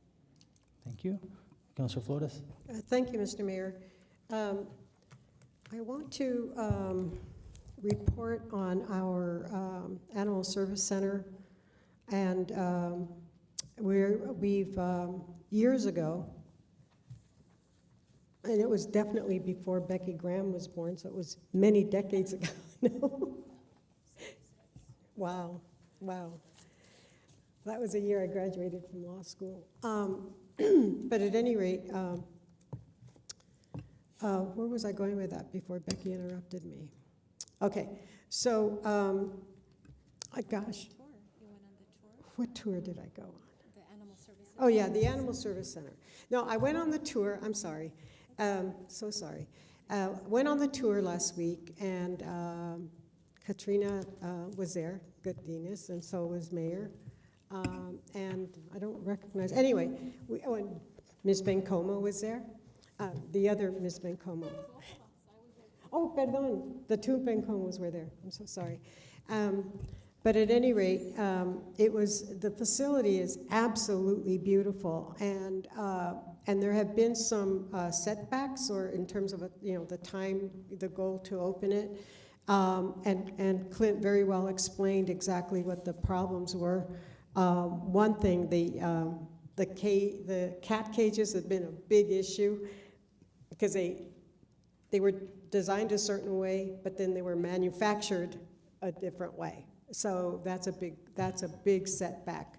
But it was absolutely wonderful to be there and to see how much thought went into how the animals will be cared for and how they will be housed. It isn't just a question of, and I think there will be less euthanasia, less putting down animals for lack of space, because that has been an issue. And that was wonderful. And also on the animal services,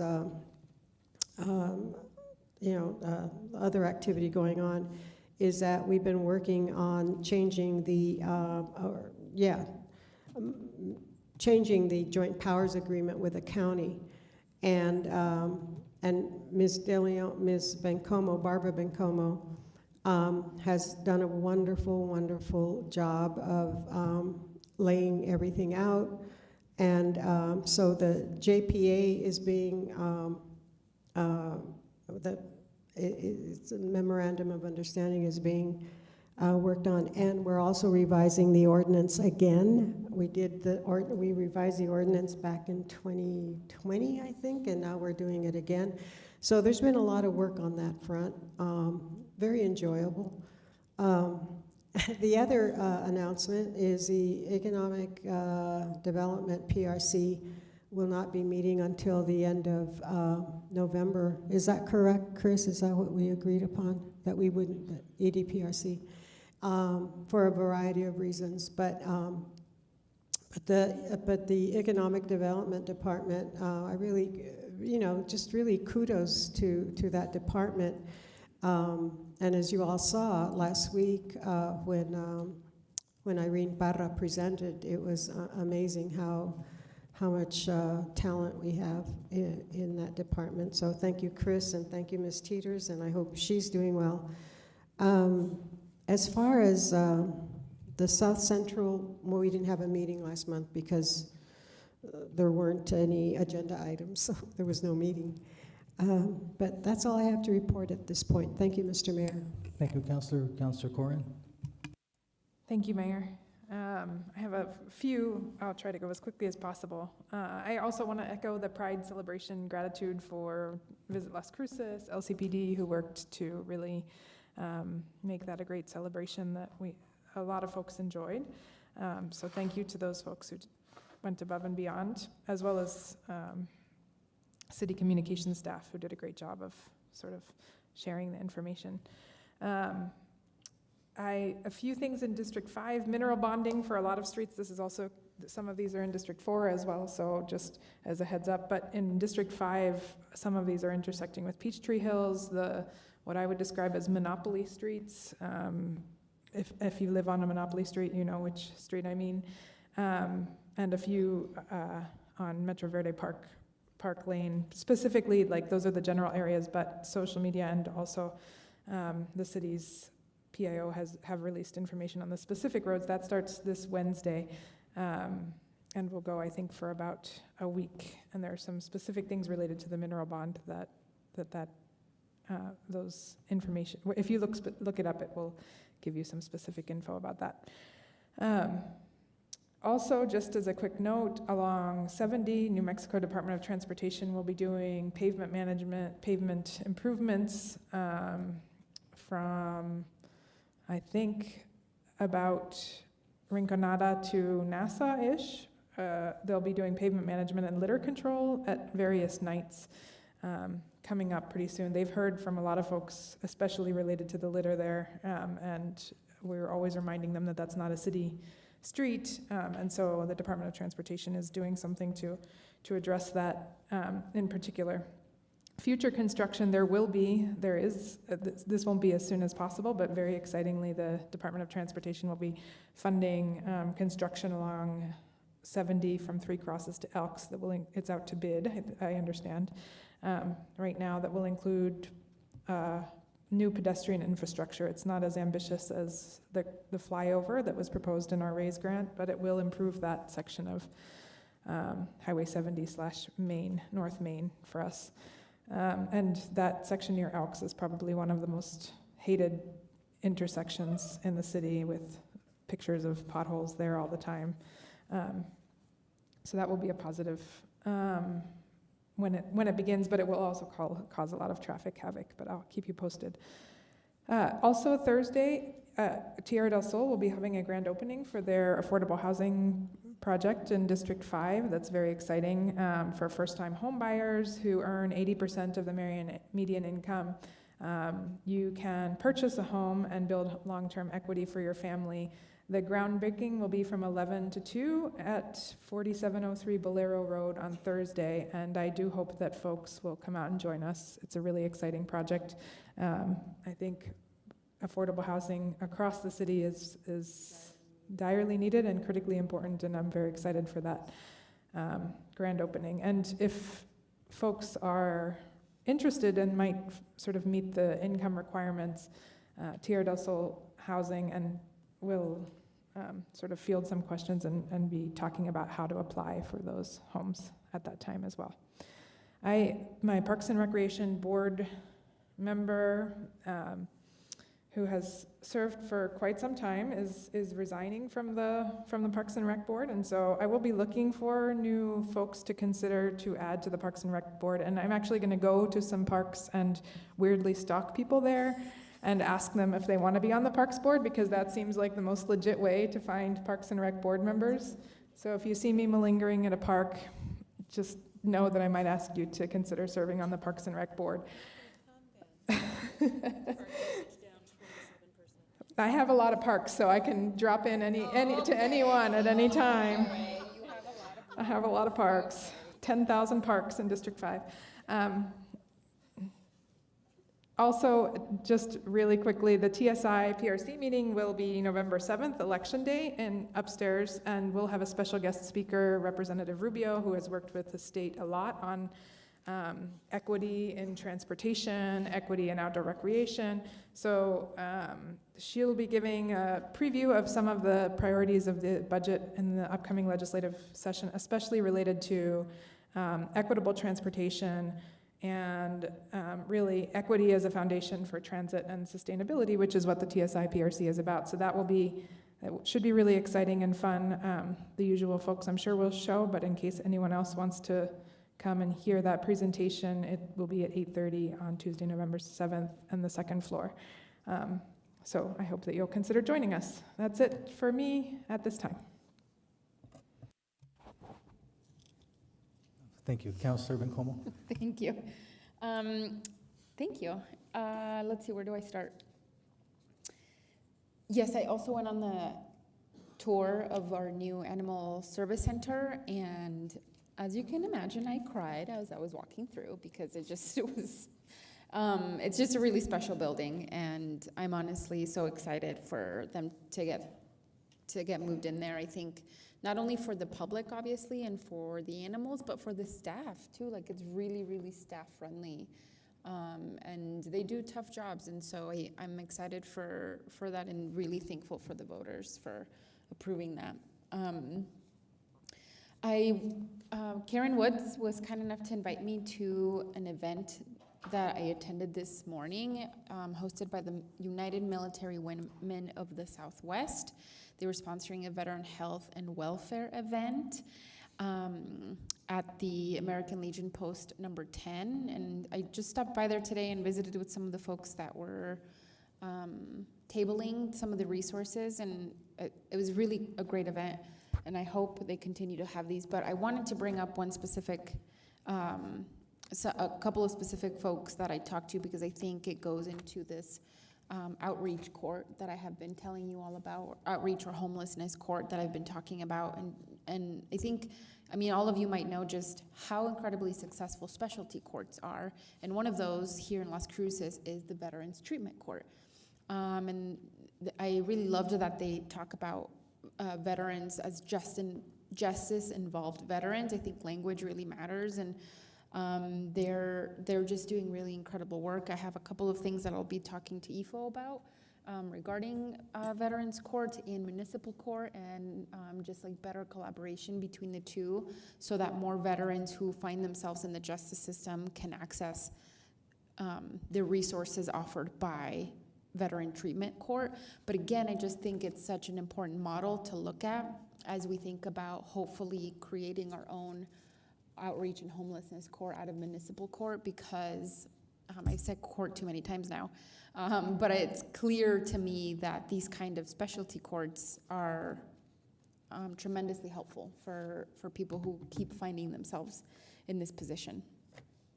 That's really the only other thing I have. I guess maybe my last thing is I would request that we have, maybe through PIO, a translator, an interpreter. While I don't mind, I am not the best interpreter, even though Spanish is my first language, doesn't mean you can be a good interpreter. Also, you never know. One day I might not have a very kind thing about myself to translate on, and I don't know if I want to do that. So I would just say for language accessibility here in Chambers, what we can do to have someone readily available, maybe through the city clerk's office, I don't know, that can be available to provide, you know, non-biased interpretations for Spanish speakers, and potentially other languages as well. So that's really the last thing, selfishly, that I wanted to say. Thank you. Thank you, Counselor. And in the past, they would, at least someone would say, can we have an interpreter for the, I had no idea that Ms. Martinez, I don't know, was going to show. And, you know, so I hear you, but again, until maybe there should, I don't know how, we'll just let IFO figure it out. We've been talking about it for some time. Yeah, but see that, what I guess the question is, do you have them here for the entire council meeting, or maybe just here for the public participation? We'll know by then if we're going to need a Spanish interpreter. I mean, yeah, I think if there was a staff person who spoke Spanish who wanted to become certified and then make more money, IFO, I think you would have to guarantee that staff person would get a little bit of a raise bump.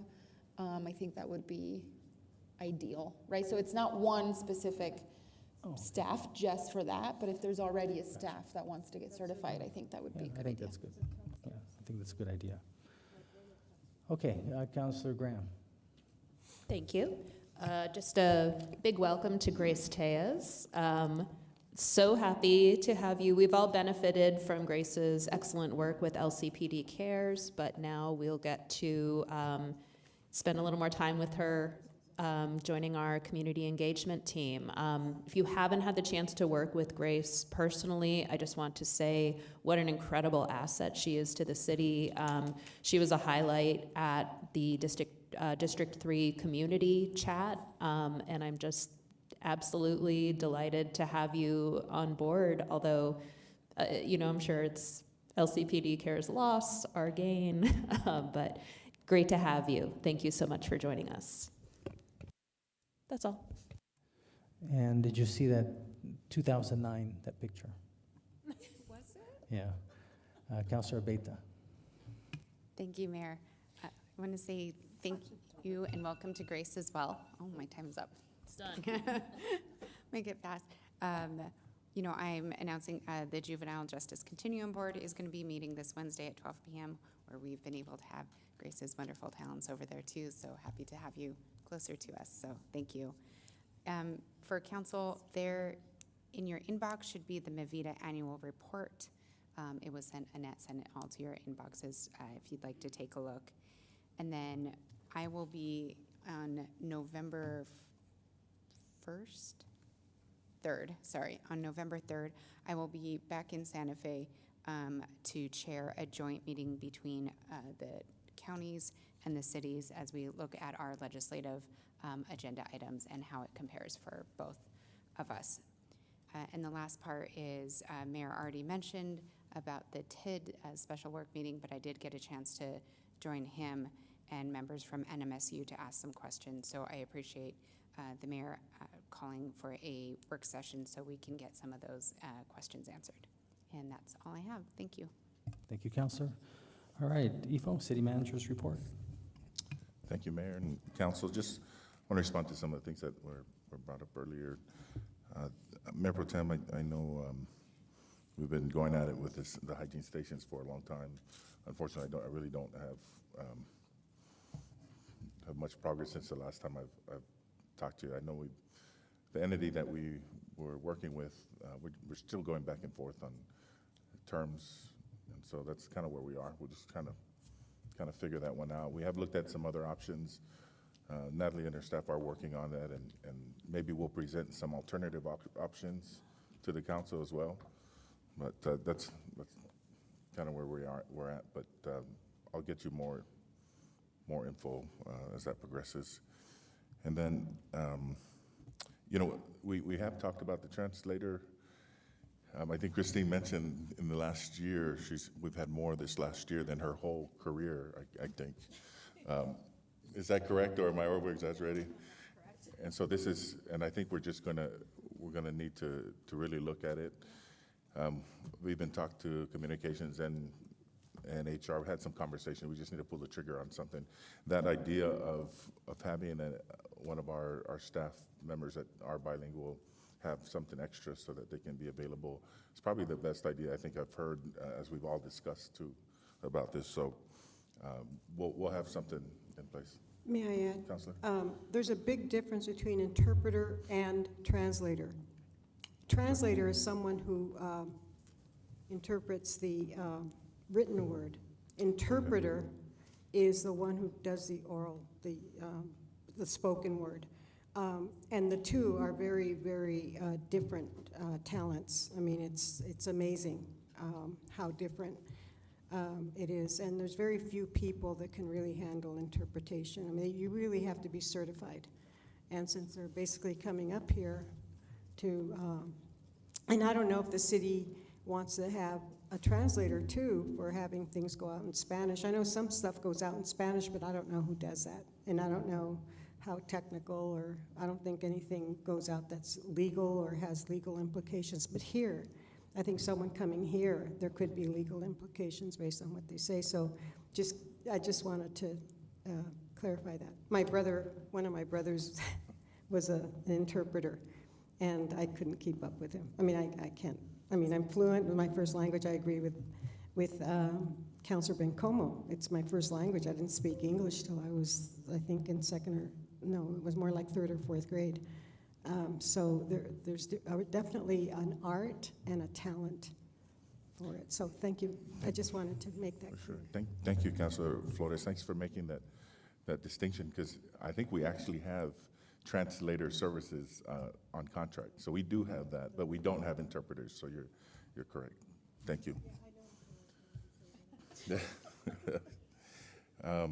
Just a couple. I'm sitting between these two. Now it's extended to extend.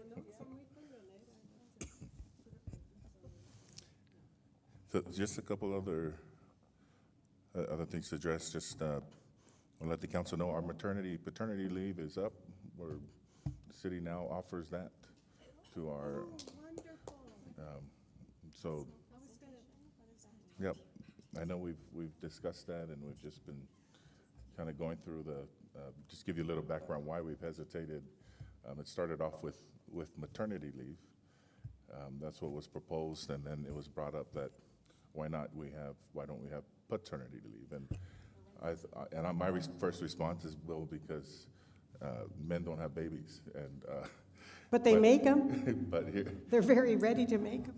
but the response back from our HR talked about, we have other families, we have two dads, two moms, we have different families, and so different situations, and so this is probably the most inclusive we have our policy right now. Mr. May I ask? Parental, in fact, I think that's what it's called. Well, may I ask a question? I jump with joy at that, thinking that it's paid parental leave. And I don't want to put anybody on the spot, but, I don't want to ask you the question here, but if we don't have paid parental leave, I would very much, as a matter of policy, would ask administration to really look at that, because I would hate to lose our talent to, for it to be a consideration in terms of being employed by the city of Las Cruces. And that's definitely something that's not in our capacity to make that, but it does border on policy insofar as how well a city is run. And having that continuity and having that humanity. Yes, Councilor, and that's exactly what this is. It's paid. Oh, it is paid? Yeah. Oh, well, then I will jump very quick. Yep. Thank you so much, Mr. City Manager, Mr. Mayor. Thank you, Councilor. And then, this is just something, in response earlier. Chris made me aware that he has the cost for round-the-clock security downtown because of the TID funds, and we're going to be moving forward on that. And then I know that we've had a tragic weekend. It's really, I'll just leave it at that, but I want to let you know we do have a press conference involving the recent officer-involved shooting tomorrow at 2:30. That's not going to talk about the events this past weekend, but we're going to be discussing the recent officer-involved shooting. And so again, that's going to be at 2:30 tomorrow here in the council chambers. And then just to let you know, give you an FYI. I mean, I'm surprised we're back at this again, but our meetings with our legislators have commenced again. We're back at it, and we're excited to see what our priorities are. I think we had a good year last year, and so we'll give you more information. We may go back as we get into the legislative season. I know Barbara's been our point of contact there, and she's sort of been running lead with that. Maybe we will probably have more updates as we get into it, but just so you know, we've started already with a couple of our legislators. I believe that's all I have, Mayor. Thank you. Okay, great. If there's nothing further, entertain a motion to adjourn. So moved. Second. Motion made by Councilor Bencomo, second by Councilor Abeta. Christine? This is on the motion to adjourn the meeting. Councilor Abeta? Yes. Councilor Graham is absent. Councilor Bencomo? Yes. Councilor Cran? Yes. Councilor Flores? Yes. Councilor Gondeta? Yes. Mayor? Yes. Okay, we are adjourned. It's 4:24 p.m. So, Post.